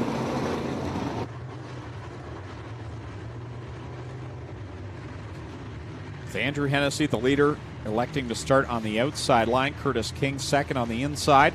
Sean Gregory, Doug O'Blennis, third and fourth. Derek Gregg, fifth, sixth. Adam Whaley back to the green. Curtis King fired at the same time as Andrew Hennessy. Just got a great run off of turn number 4 on the bottom, and he maintains that spot down the back straightaway. Let's see if Hennessy is able to fight back and get it back. Here he comes. Pinches down towards Curtis King, a little lower through the line that time. He'll go through corners 1 and 2 and gets that great run through both corners. Sets himself up, heading down into 3 with the caution flag, and we've got cars all over the place up in corner 2. They were getting a little bit randy last time through 3 and 4 as well, so doesn't surprise me that all hell broke loose there in turn 2.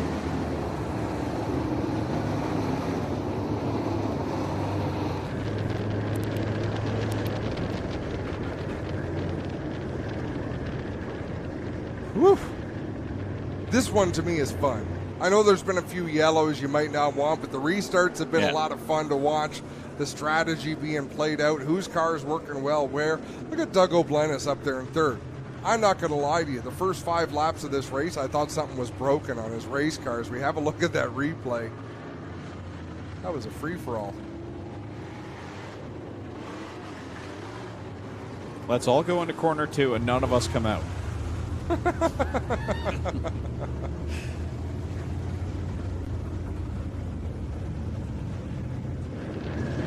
I wanted to see if the onboard camera got a good shot because Nathan Rinaldi was in that pack, but he came out of it. Right now riding in the 7th spot. Curtis King looks like he has scored as the leader over Andrew Hennessy. Doug O'Blennis, as you mentioned, Adam, up to the 3rd spot. Sean Gregory, 4th. Derek Gregg, 5th.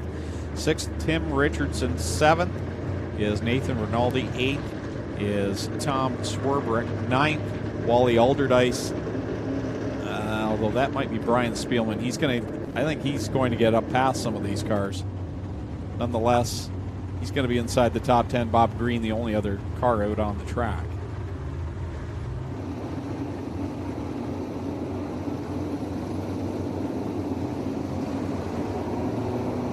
Bob Green is going to get to move up there in front of Wally Alderdice, I believe.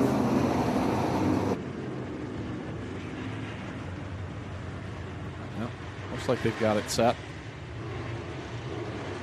There comes a point sometimes where good enough. Good enough. Throw the green. 8 laps remaining in this Canadian modified feature event. Green flag is out once again.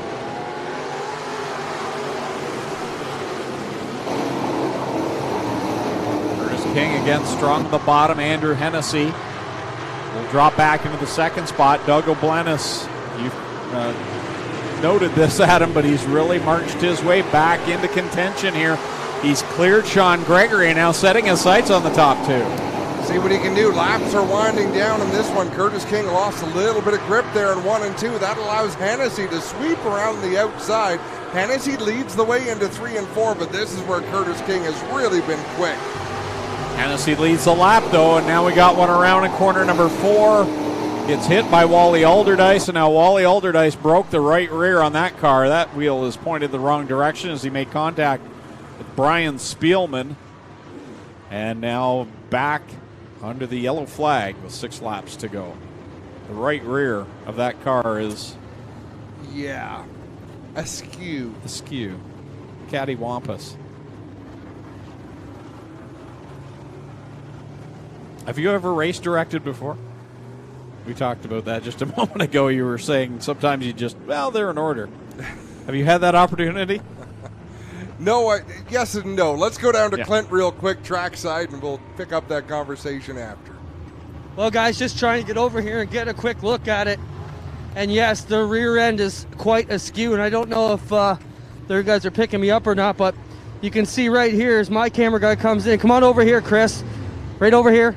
And look at the right rear has been pushed back a ton. It should be lined up about here. It has been pushed back into the body, and the rear end is tore out. One thing I want to show you, Chris, right under here. Look in here, Chris. Guys, it's busted off. Broke off all the welds right there. It's a major problem here.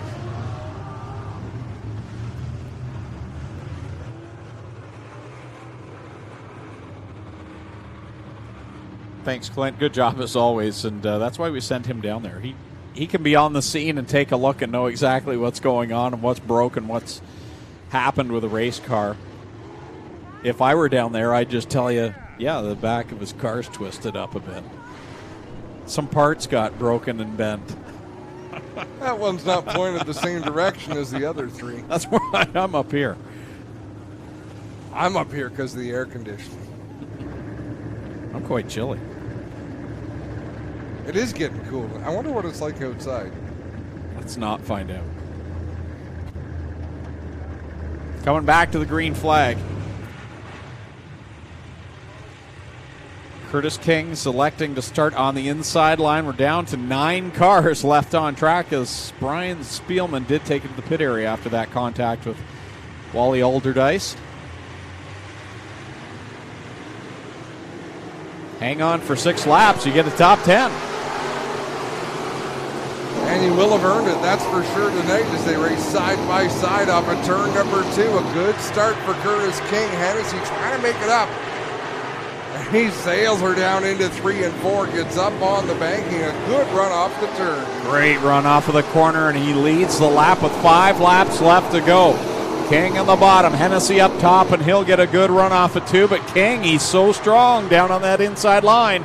Yeah, it looks to me like the inside is really hard to hit with a lot of accuracy. Hennessy has been so smooth up high, but another lead change that lap as King leads the way. And a change up behind them as Derek Gregg and Sean Gregory. Gregory's in 3rd, 4th is Gregg, and now Oblenis has dropped back to 5th. 1 around up in corner number 2, and that is Swerbrick. He'll keep the car going. Nice job by Swerbrick to let us stay under green because we've got a phenomenal battle for the top spot. And I mean, I get tight. People are probably tired of hearing it. King on the inside, Hennessy on the outside. Here they come. It'll be 2 laps left to go. Hennessy working that outside line. Just when you think King has got him, Hennessy gets a good launch off of either corner 2 or corner 4. This time gets a good run. He'll draw up even as they go into corner number 3. It's all about King hitting the inside on the exit, getting down into that tack so we can get on the loud pedal. King leads the way, loses a bit of bite that time on the front stretch. Final time around, Hennessy on the top. He gets a good launch in 2. He's a little bit further ahead than he was last lap as they go down to corner 3. Cuts down in front of King. Can he make it stick though? What a move by Hennessy to take the win. Blocks the line of King on the final lap. A veteran move as Andrew Hennessy takes the checkered flag in what was a fantastic battle. That was a beautiful move. That's what makes dirt racing so much fun. Hennessy had not run the inside that entire race, but what a brilliant move once he got that run. That's a cerebral way to win that race. Man. Impressive run, and we talked about Andrew Hennessy and the thinker that he is, not just behind the wheel, but when it comes to motorsports in general. And we just saw that play out there in corner number 3. It'll be exciting to see a replay of that as those two put on a great battle throughout that feature race. Hennessy making his way towards victory lane. Clinton Jeffrey will take the jog down to victory lane as well. Catch up with the winner.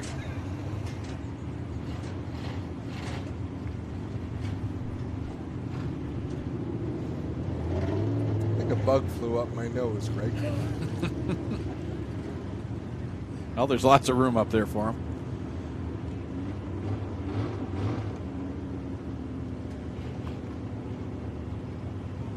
All right, let's send it down. Clinton Jeffrey getting ready down in victory lane. Thanks, Greg. Hennessy works his way out of the 87 car.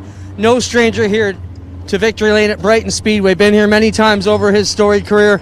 He'll work his way out, and we'll get to talk to him. Busy night for Andrew Hennessy. He gets the gear off. He'll jump out of the car. We'll give him a GForce mask and get ready to jump in there and have a talk with him. What a battle, though, between Curtis King and Hennessy here at the end of this one, gentlemen. And Hennessy just putting on his GForce Epic racewear mask, and we'll get ready to jump in there.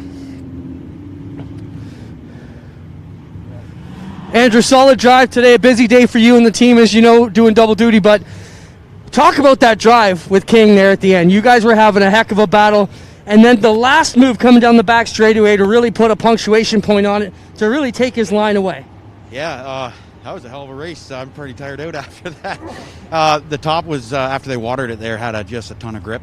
You could really sail her on down in there. And Curtis, he ran a really good race on the bottom. That was actually really fun.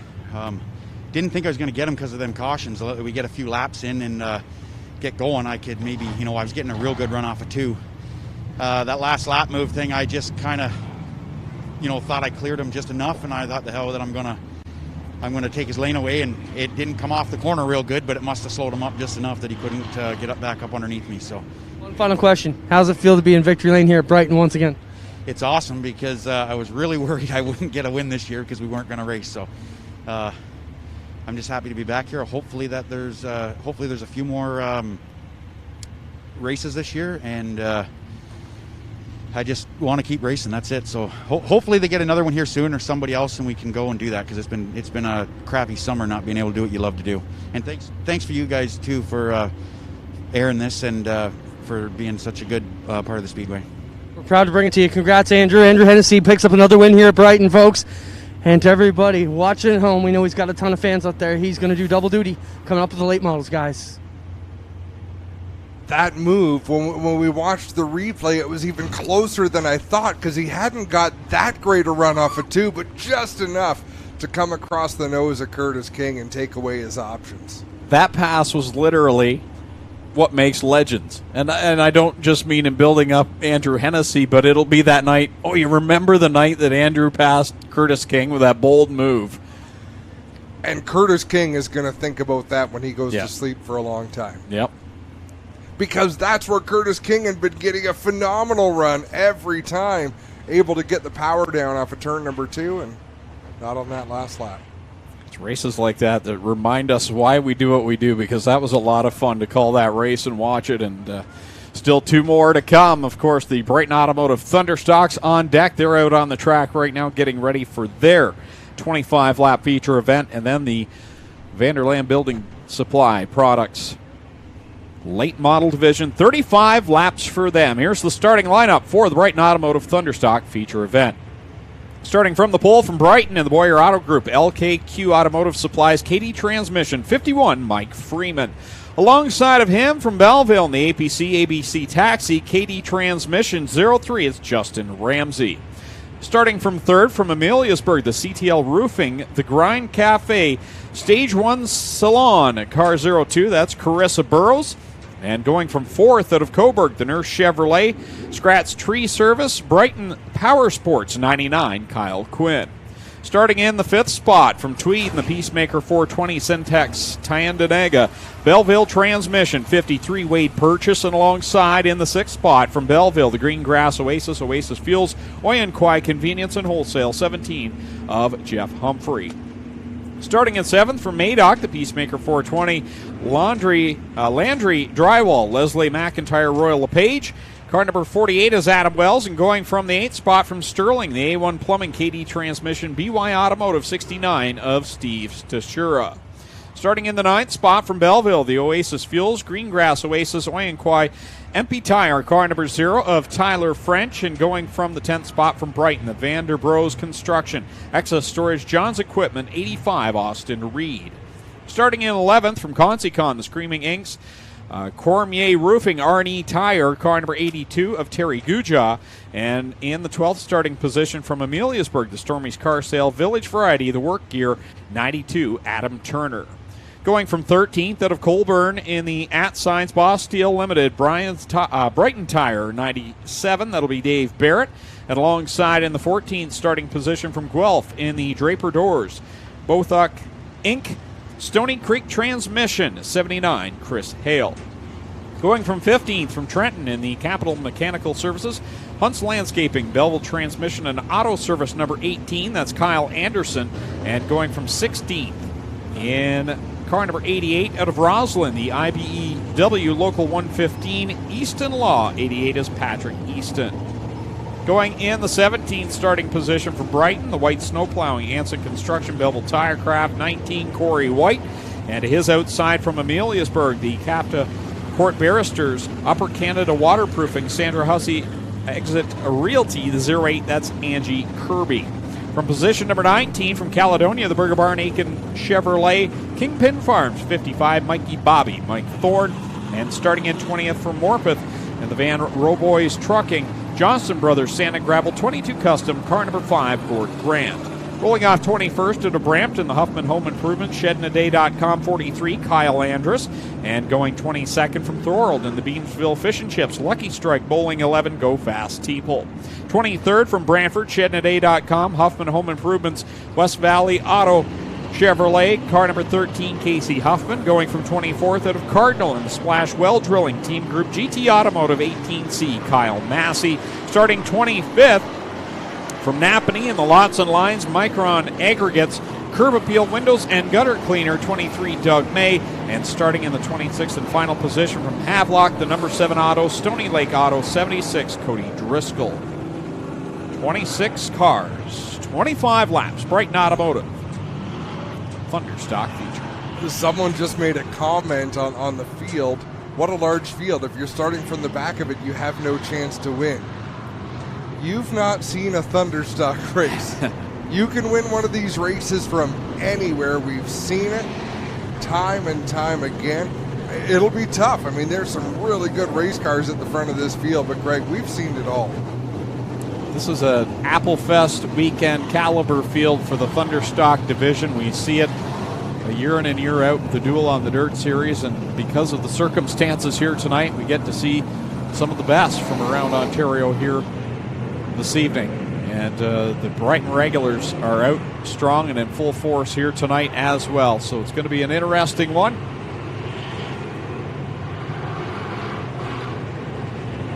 You look at someone like Mike Thorne starting deep in the field, but he's got a quality car back there.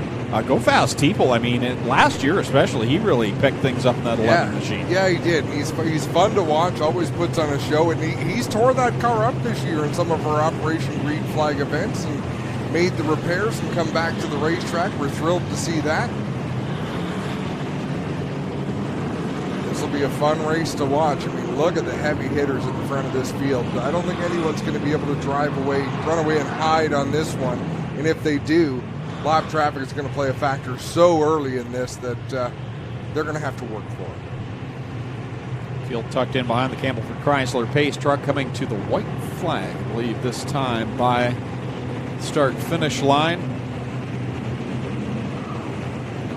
They may be giving it one more lap. Probably didn't think you could get through the lineup as quickly as you can. That was impressive.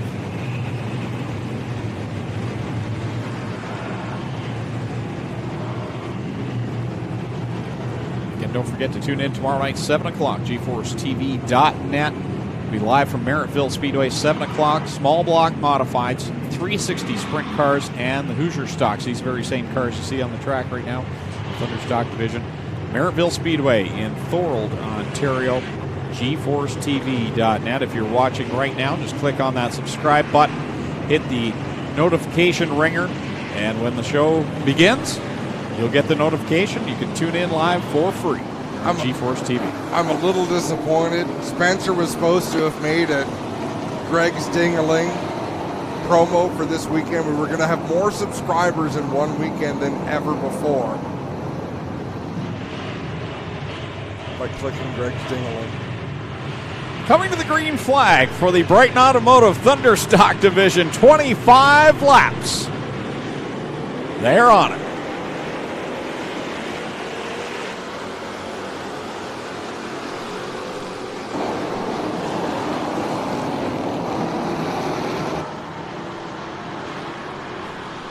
Justin Ramsey shoots ahead of Mike Freeman through 3 and 4. Carissa Burrows side by side with Wade Purchase in the 53 as they complete lap number 1. Oh, trouble for Tyler French in the 0. He goes up in smoke, pulls down to the inside of the racetrack, out of harm's way. But it looks like his night is over.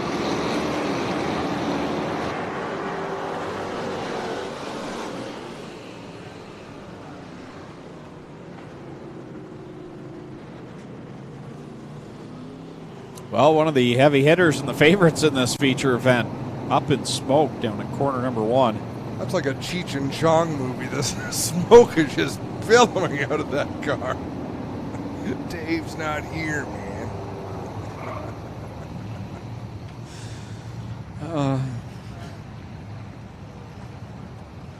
People ask me, do you miss Tommy? All the time. All the time.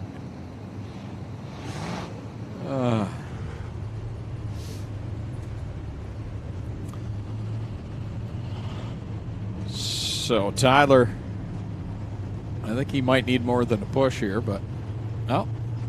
Well, should be able to get pushed back All to the right. pits. I don't think the car's gonna refire. I think he is most certainly done for the night. But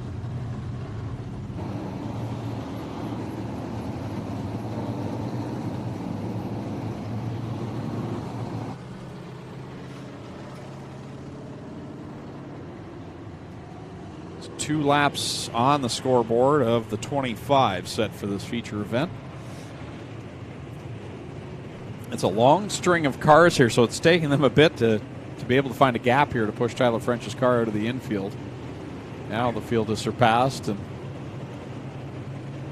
there's a full field of cars here tonight. 26 starting the feature. 29 were registered for tonight's race. Of course, we had a few drop out during the heat races and allowed us to go without the B main.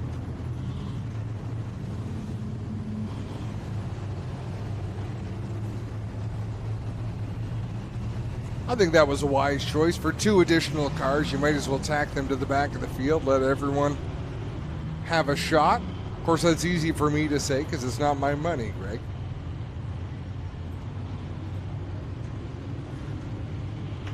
White flag displayed, so it's Justin Ramsey and Wade Purchase in the front row. Mike Freeman, Adam Wells, row 2, Carissa Burrows, and Kyle Quinn, row 3. Jeff Humphreys, Austin King back there. Austin Reed, rather, back in row number 4. Steve Tashura and Terry Guja back in row number 5. Adam Turner just outside of the top 10 back there in the 11th spot. On with the 97 of Dave Barrett as we come back to the green flag with 23 laps left to go. Ramsey again with a good restart on the bottom. Wade Purchase trying to fight on the high side. Not able to do much in 1 and 2. 3 and 4, he kind of holds his own. We'll see if he tries to drop down to the bottom of the racetrack, but it looks like Wade Purchase is going to keep on trying that high side. And Purchase committed to the outside line, and now we've got some cars stacked up on the bottom side of corner number 2, and Adam Turner was at the front of that. He got the car freed up, and we're still green. They've lost a lot of ground to the pack ahead of them, but Adam Turner busting through there. Chris Hale right behind him on the inside. That's just outside of your top 10. Up at the front is Justin Ramsey by a few car lengths over Wade Purchase. Holding on to that 3rd spot is the 48 machine. Adam Wells on the bottom, and he's trying to hold off Austin Reed, who's got a good run going on the outside line. Another driver that is known to get it done in this division in that 85 machine. It doesn't matter which way you turn your head. There is racing everywhere around this racetrack right now. So Justin Ramsey is about a half a straightaway, and even as I said that, he closes in another 10 car lengths on slower traffic. So Ramsey is about to get busy, and I believe he's going to have to leave the bottom of the racetrack to get around this slower traffic. The 23 machine of Doug May directly in front of him. He'll shoot by him down the backstretch. Now has Kyle Andrus right in front as Wade Purchase skips by the May machine. Now ducks down low and follows Ramsey down the front stretch. That was a really slick move by Wade Purchase. Goes from the outside in 1 and 2 down towards the bottom in 3 and 4. Draws right up on the rear bumper of Justin Ramsey now in that battle for the lead.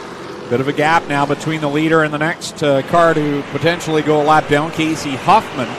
With Ramsey, Purchase, Wells, Reed, and Carissa Burrows right now in the top 5. Then it's Jeff Humphrey, Kyle Quinn, Steve Tashura, Adam Turner and Mike Freeman, the top 10, and Chris Hale just out on the outside in 11. Wade Purchase all over the back end of Justin Ramsey. They're about a lap away from encountering slow traffic. In fact, Casey Huffman going to close back to their front bumper here in 3 and 4. Trouble right in front of the leader. Gord Grant goes around in the 5, and that puts us back under the caution flag. 16 laps left to go.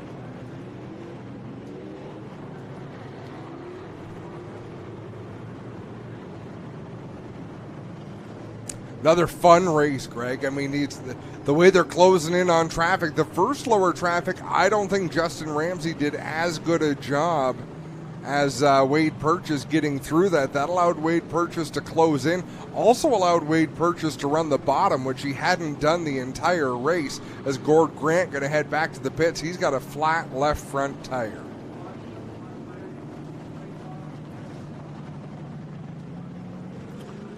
So it's Justin Ramsey, the leader, in the 03, 53 of Wade Purchase in second, the 48 of Adam Wells runs in third, fourth right now the 85 of Austin Reed, fifth the 17 of Jeff Humphreys. Although on the scoreboard, I think they're going to go back to the previous lap, so Carissa Burrows will go back to the fifth spot in the 02. Sixth is where we find Jeff Humphreys in the 17. Seventh is the 99 of Kyle Quinn. Eighth, 69 of Steven Stashura. Ninth spot in the 92 of Adam Turner, and 10th will be the 51 of Mike Freeman. 11th is the 79 of Chris Hale. 12th, the 82 of Terry Guja. Then Dave Barrett in the 97. 13th, 14th, I don't believe is Doug May. He's a lap down, so it's the 19 of Corey White. And then we've got Patrick Easton back there in the 88. 55 of Mike Thorne, the 18 of Kyle Anderson, and the 18C of Kyle Massey still on the lead lap, as well as the 08 of Angie Kirby, the 11 of Go Fast Steeple, and the 13 of Casey Huffman. So lapped cars, I believe, on the track are Kyle Andrus and the 43 and the 23 of Doug May. And one driver that we didn't get to see in the heats or the feature here tonight, should make mention, one of the cars that had to drop out, was Leslie Mowat, who broke the left rear. The axle broke and went flying out of the car just as we were doing our live look-in at 6:30 tonight. Yeah, tough break for Leslie Mowat. They wait that long and have an unforeseeable mechanical failure happen on that race car. Sidelined her for the night before things even started. Disappointing night for that team as you wait all this long now, almost into August, for your first race, and then for that to happen. So shout out to Mowat Vinyl Designs, Trenton Collision, and Cormier's Roofing and Exteriors, the sponsors on the two of Leslie Mowat. The family still has a chance, though, Greg. Yep. In the late model features. Models.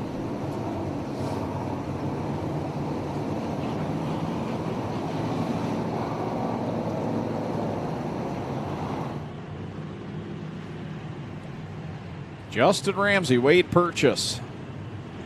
We've got more questions about, didn't they do heats before this feature? How many cars got into this race? All of them that were left. 26 cars took the green flag, and they're putting on one hell of a show for us here tonight. Great restart by Justin Ramsey on the bottom. Look at Wells to the inside, Reed to the outside. Reed goes around Wade Purchase. Here's Wells on the bottom. Great three-car battle for the runner-up spot.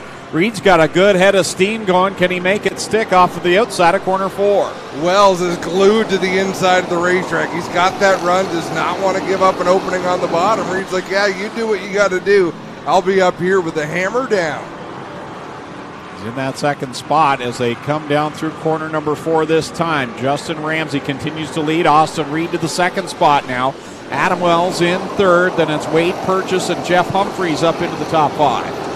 I wonder how hard it is to keep that balance on that race car for Reed, because he's flying it into the corners a good 15 miles an hour faster than Reed down on the inside. And just, man, oh man, that's fun to watch.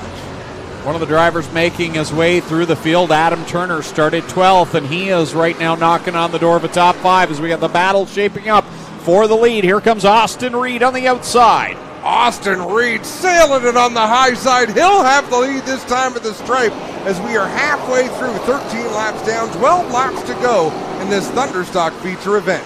Side by side down the back stretch, lap car in front of the top. 3 cars right now. Doug May is that slower car right in front of Justin Ramsey. Doug May does a great job getting down out of the way, allowing Justin Ramsey his line. Yellow flag is out. Go fast. Teeple goes around a corner too and puts us under the caution flag with 11 laps left now.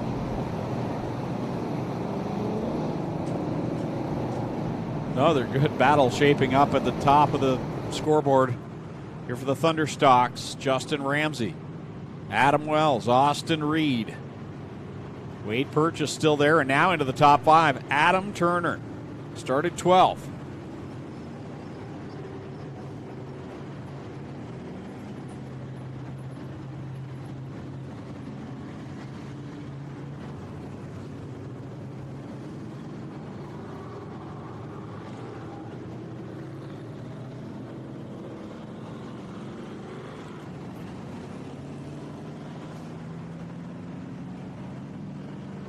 Thanks again for tuning in tonight. I'm Greg Kellman. With me here in the tower, Adam Ross, and down trackside, Clinton Jeffrey. Bringing you all the action here from Brighton Speedway. Just a couple of hours east of Toronto. Am I reading this right? There's 40 Thunderstocks registered for tomorrow night at Merrittville. That's a healthy field of cars. Have you received that entry list already? Well, I have it from the previous, the originally scheduled. So if they've added, nope, you're right. Well, I have 38. Well, that's a far cry from 40, Greg. It is.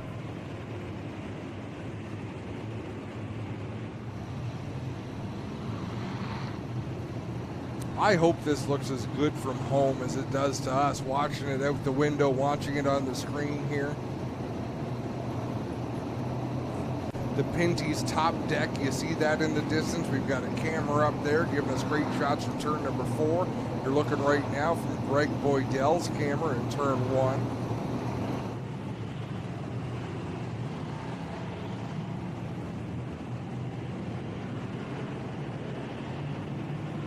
Field called to double up. 15 complete. 10 laps left to settle this one.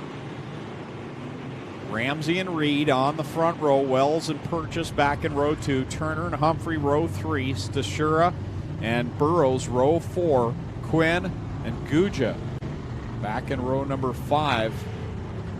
White and Barrett row 6. Row 7 is Freeman and Hale.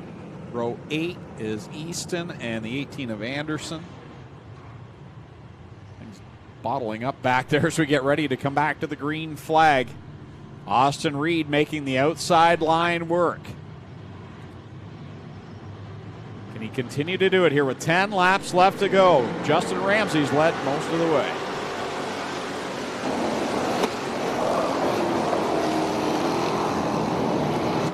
Off of turn 2 they go. Reed still with a good run. Wells isn't going to be pulled away from, though, in that 48 machine. He's been holding his own down there, but man, oh man, Reed is just hooked. Adam Turner moving up to join the fight. Wade Purchase is in there as well. Look at this battle. 3 wide for the lead. Wells on the bottom. They both go around Justin Ramsey. Wells on the bottom. Reed up top. Oh, Ramsey trying to find room, cuts right up in front of Wade Purchase, and here comes Adam Turner. As I mentioned, started 12th in this one, now up challenging for the lead. Out in front, it's Reed by a car length and a half over Wells in the 48. Wells working the bottom groove. Justin Ramsey is now worked up to the high side of the racetrack to see if he can make that productive for him, as Adam Turner trying to find an arc into the corner to make a move on Wells in that 48. Down the back stretch they go. Reed out in front now. He's got about a 4-car length advantage over Ramsey and Wells, who are locked door to door. Turner and Purchase side by side. Jeff Humphrey's in behind them, kind of trying to pick a lane to go in. Man, oh man, what a battle. There's so much to watch as Adam Turner continually tries to get to the inside of Wells, but Wells doing a nice job to protect that bottom. However, he's not doing anything to keep up with Reed in the 85, who has pulled away at least 10 car lengths over the second spot. This reminds me of the tandem racing from years gone by in NASCAR. You got Ramsey and Purchase tied together up at the top. They're closing ground now on Austin Reed. You got Wells and Turner tied together on the bottom. 4 laps to go right now at the stripe. 4 laps remaining in this barn burner of a race. Look at Justin Ramsey trying to close back in on Reed. Reed going to drop to the bottom of the racetrack to go around Andrus, the slower car in the 43. Reed back to the top side as he crosses the line now. 22 complete, 3 laps left to go. Justin Ramsey working the inside line now. He's got Adam Wells behind him. He slips up a little bit, and that opens the doors for Wells to go back by. Right behind them, they were 3 wide. Adam Turner actually lost a couple of car lengths. That allows him to close back in again as we've got 2 laps to go. Fantastic action at the front of the field here. Austin Reed beginning to stretch the advantage now over Adam Wells, but he's got some lap traffic in front. It's Casey Huffman and Gord Grant, one high, one low. And Reed with no rear view mirrors in these race cars. They don't know how much of a lead they've got. So Reed squeezing his way around Casey Huffman. Now Gord Grant in front of the leader causes him to check up, Greg. That cost him a little bit of real estate. He'll tuck down low. Can he hold on for one more corner? Grant right in front of him, but the checkers will come out, and Austin Reed will pick up the win. Adam Wells second, Justin Ramsey in third. Fourth at the line was Wade Purchase. Jeff Humphrey comes home fifth as Wells goes around. Adam Turner crosses the line in the 6th spot, and then it was Steven Stashura in 7th, 8th Kyle Quinn, 9th I believe was Chris Hale, and 10th Corey White. If you didn't enjoy that feature event, I don't know what we need to do to make you happy. That was a fantastic feature race. Still one more feature to come as the Vanderland Building Products late model division will head out onto the speedway after we go down trackside and talk with Austin Reed, the winner of the Brighton Automotive Thunderstock division. Go across the scales here in just a moment. And Clinton Jeffrey will go down and talk with the Thunderstock feature winner. Don't forget, we still got the late models to come. That should be a fantastic race. It's Austin going across the scales. Well, he's on the scales. I can't read that number from here. Could you? Oh, I should have been looking at the screen. Got the thumbs up. That's the main thing.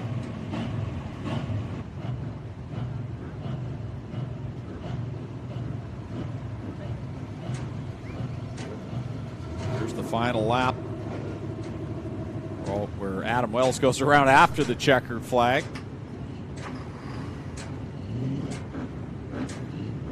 And there's Austin Reed parked down in Victory Lane here at Brighton Speedway. We'll send it down now trackside. Clinton Jeffrey to catch up with our winner. Thanks, Greg. Austin Reed will work his way out of the 85 car.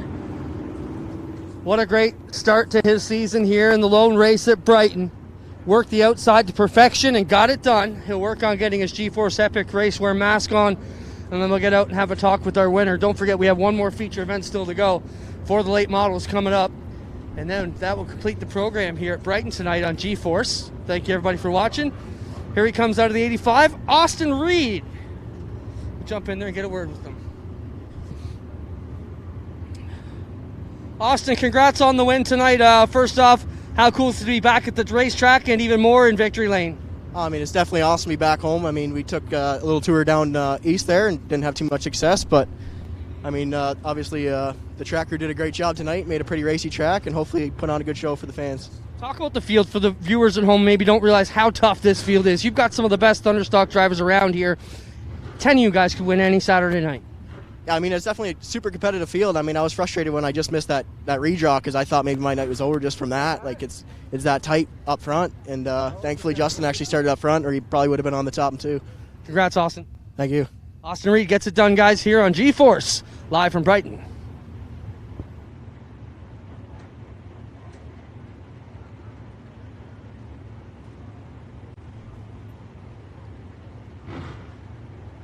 So that's it from Victory Lane. Austin Reed getting photos taken with the trophy. And Greg, once again, he earned that one. Fantastic display of driving, working that outside groove, working his way through lap traffic. There was plenty of it. Austin Reed is probably one of the most underrated drivers here at Brighton Speedway. I've seen him win multiple times here, but he's never maybe one of the first names that comes to mind, but really, he can go out there and race with the best of them. He proves it right there and picks up a big win.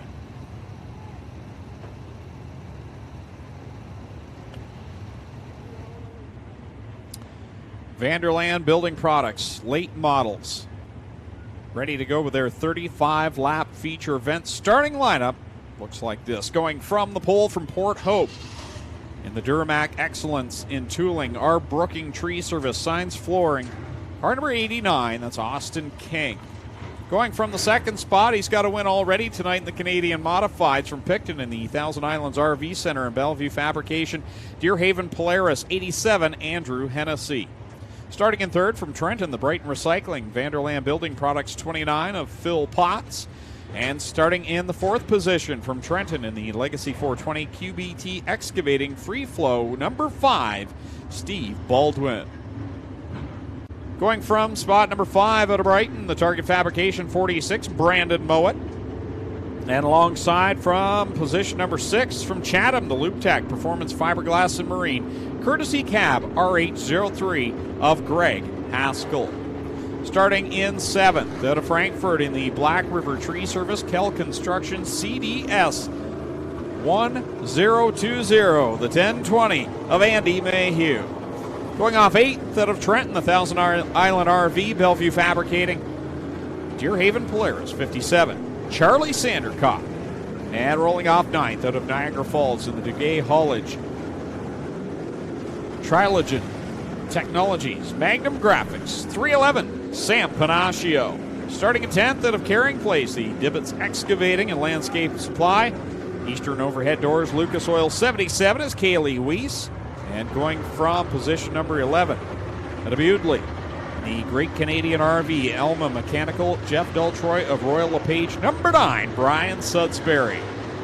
Going from 12th out of Wallaceburg in the Mike's Delivery and Assembly, Dan Lewis Enterprise 05, Mike Lewis. Starting 13th out of Blenheim, the Joe Field number 4, it's Andrew Riome. Starting 14th in car number 13 from Innisfil, it's Kevin Gowdy.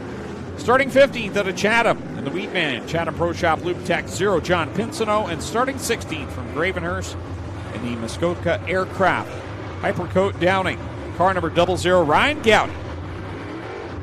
Riding along with Brian Sudsbury here in this Vanderland Building Products late model feature event. He'll go from back in position number 11, so he'll be in the thick of it. White flag is out. Next time by, the late models come to life. And over the years, this track has had Canadian Modifieds as the top division, but from its roots, it's been a late model track. And I know there's a lot of fans watching at home wish they could be in the stands right now, but we're going to bring it to you up close and personal. The late models ready to go. Green flag racing here at Brighton Speedway.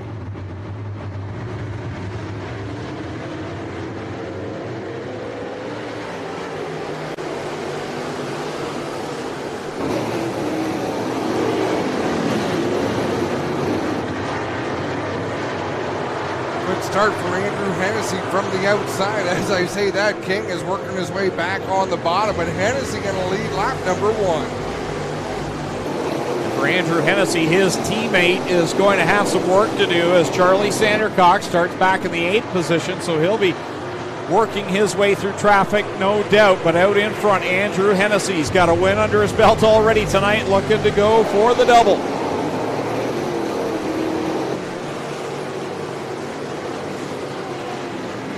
Watching Phil Pott in the 29 work that bottom groove, trying to challenge for the 3rd position. Mowat right behind him. Is anyone up there on the outside? Well, Hennessy is up there on the outside, buzzing the top of the track. So is Charlie Sandercock. Austin King right now in the second spot. Then you've got a 3-car fight for third with Phil Potts in the position. Steve Baldwin and Brandon Mowat there. Troubles for Mike Lewis and Ryan Gowdy on the backstretch will put us under the caution flag. Yeah, that was an aggressive spin for Gowdy back there. When I say aggressive, I really spun around fast on him, a full 360. Got it pointed in the right direction, and he'll be able to take off from the inside of the back straightaway. 4 complete, 31 still to go here for the Vanderland Building Products late model feature event. Want to thank Vanderland Building Products, Campbellford Chrysler, Deerhaven Farm and Garden, and Corpac Merchandising, major sponsors of tonight's event. Operation Green Flag Mission Brighton Speedway here on GForceTV. A little bit of traffic at the back there. They're 3 wide lined up trying to figure out who needs to be where, but at the front looks like they're sorted out. White flag is out. Hennessy going to choose to restart on the outside.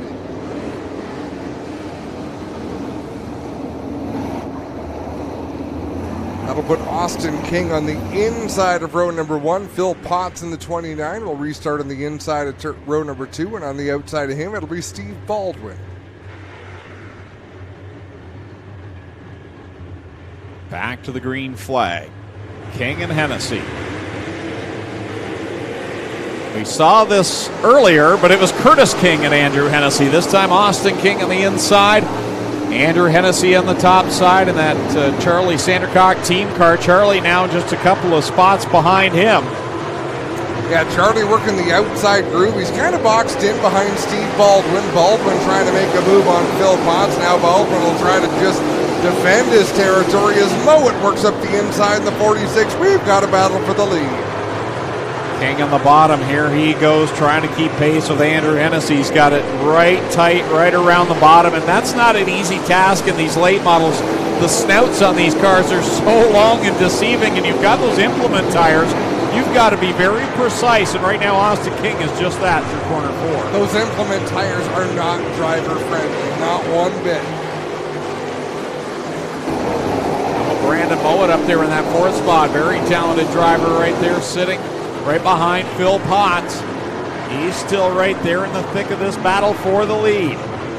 Potts goes up off the bottom of the racetrack. I thought Mowat was going to be able to stick his nose to the inside. Phil was able to get back to the throttle in a hurry. Up the front is King again, trying to mount a challenge on Andrew Hennessy. Austin King, you can see him try to get the power down, just not able to get it down as loud as Hennessy can from the outside. Ryan Gowdy takes the 00 to the pit area, so he is apparently done for the evening as the battle continues. Up at the front, Hennessy and King. Potts and Mowat back there in the fight for 3rd, then a fight for the 5th spot as you've got on the outside Steve Baldwin and Andy Mayhew battling on the bottom. And my surprise is Charlie Sandercock really not progressing too far forward. No, he just went off the back straightaway in turn number 2. He went right off the banking and lost a lot of ground. That allowed Kaylee Weiss in the 77 to close in, but we better focus on this battle for the lead because King, once again, is putting the pressure on Hennessy. And King's got the advantage going into corner number 3. Another guy I'm kind of watching out of the corner of my eye is Andy Mayhew. In that 1020 car, he's sitting in the 4th spot. Just got by Brandon Mowat, and he's closing the gap on Potts with a caution flag coming out. Problem in turn number 2. Yes, Ryan Gowdy made his way back out onto the track, but now we'll bring in with the caution flag. Pretty sure Austin King will be scored the race leader, but I don't know that that really matters because Hennessy would restart on the outside, King would restart on the inside. Ryan Gowdy puts the arm out the window to say, I'm headed back to the pit area up in corner number 3. Well, we had some issues with the Mini Stock Comp 4 feature tonight, but so far we're getting our money's worth. In the next 3 features, some great action up at the front. I would say so. These have been some really good races. A few yellows, but that's to be expected on this kind of a racetrack. Brighton Speedway is listed as a 3rd mile. I think that's a fairly generous number. This is a tight little bull ring. very physical racing, but man, these drivers really know how to get it done.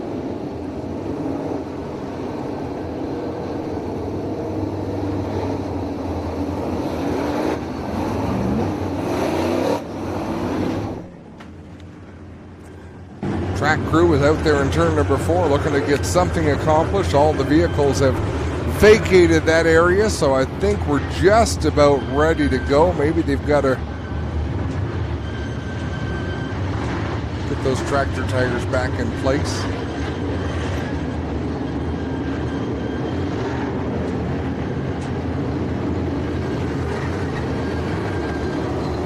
We ride on board with Sudsy, Brian Sudsbury. 11 complete in this one. 5 laps the distance from Vanderland. Building products, late models. That means 24 laps to go, Greg. I thought I'd make the viewers do some math. You know what? It's you. late. It's almost that time.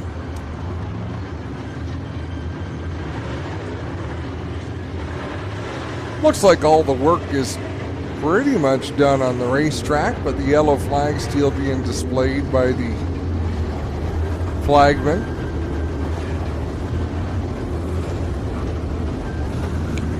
I'm going to sleep well tonight, Greg. I'm looking forward to getting out there in the trailer with the windows open, some fresh Lake Ontario air. And I'll be thinking about you on your ride home. I'm not driving, so I might get some fresh Toronto air on the way through the city. It's actually a nice drive at night when there isn't so much traffic, especially if you take the Don Valley. Oh, do you? Go down through, Sometimes, yeah. All the city lights, it's quite nice. And I got thinking, you know, since everything that's gone on over the last few months, my last trip this far was here at Applefest last year, so it's been a long time. Things have changed in a hurry. They have so. We're taking some vacation time next week. We're probably going to head back down this way. Keep on trucking to the Thousand Islands.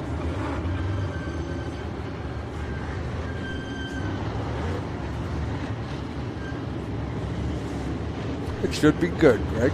You're going away as well, I think. Camping, my favorite thing to do.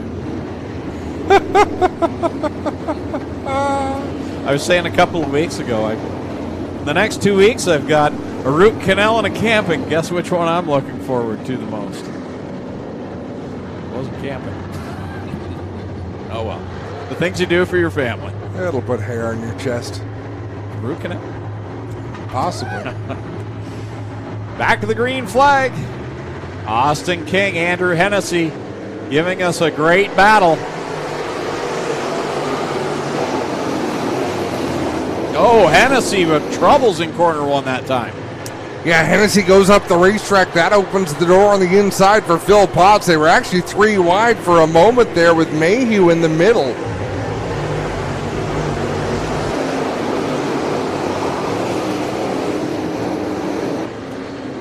Kelly Weiss makes a pass on the inside of Charlie Sandercock.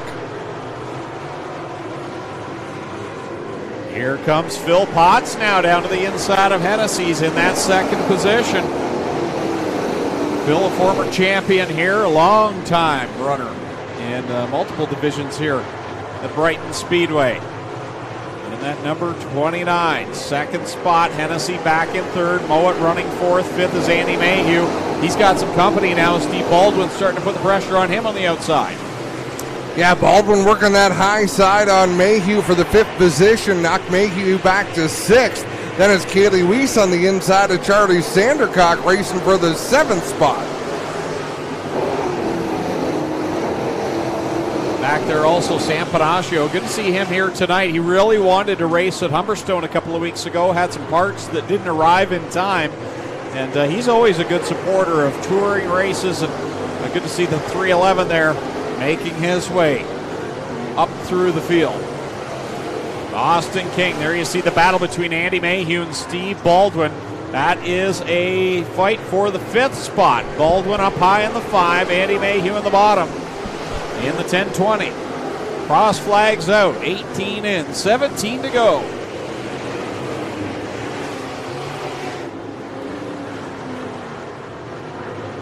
Austin King continuing to lead over Phil Potts, Andrew Hennessy, Brandon Mowat still there in 4th. Andy Mayhew's cleared for 5th. Here comes Charlie Sandercock. Wow, he squeezes up in front of Steve Baldwin, and now here comes Brandon Mowat down to the inside of Andrew Hennessy for the 3rd spot. To put Brandon Mowat now into a podium position.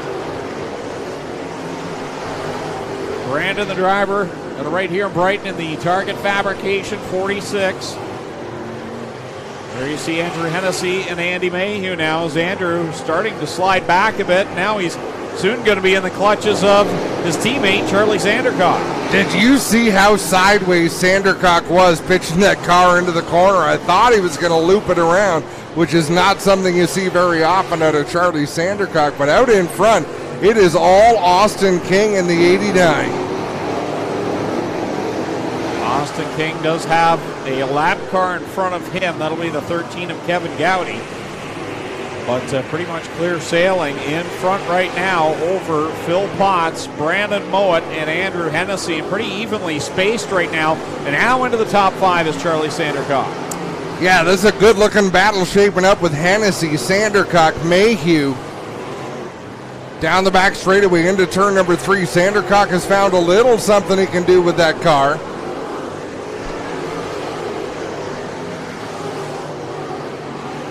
Gap between King and Potts might be closing up just a little bit. Potts beginning to reel him in a little bit. Mowat doing the same with Potts. The top 3. Well, King not wanting to leave the bottom of the racetrack to put a lap on Gowdy in the 13, but he might have to. He really had to slow up last time in turn number 4. Cost him a lot of ground. Slowing up once again, just refusing to get off the bottom. Now he'll go up high to the outside of Gowdy in the 13. Okay, I can see why he didn't want to leave the bottom. Tries to get down low and show the nose to Gowdy down in 3 so he can make some room. Last time he hit the implement tires in 4. Gowdy keeping him real tight down there. And King just can't move up the track. He loses all his bite. Here comes Phil Potts to the inside. King might have opened the door too far for Potts to come inside, still not able to make a move on Gowdy. I have a feeling we're about to see a front bumper application. Here comes Potts down to the inside of King. They're door to door with a lap car in front. And now Potts is going to find out, oh, it works for him that time. And here comes King around the outside of Gowdy. And Mowat now slips by. Mowat slips by, Potts slips by. How could he have known? How could Gowdy have possibly have known? But the seas parted for Phil Potts there. So Potts now your leader over Brandon Mowat in the 2nd spot with 5 laps left to go. Austin King all over the back end of the 46, and now Charlie Sandercock is up to 4th. Hennessy back to 5th. 6th is Andy Mayhew. 7th, Steve Baldwin. 8th, Kaylee Weiss. 9th, Sam Panaccio. And Andrew Riom running 10. Sandercock's putting on a good show there in 4th, using a lot of racetrack, but he's just not making up the ground he needs to make up.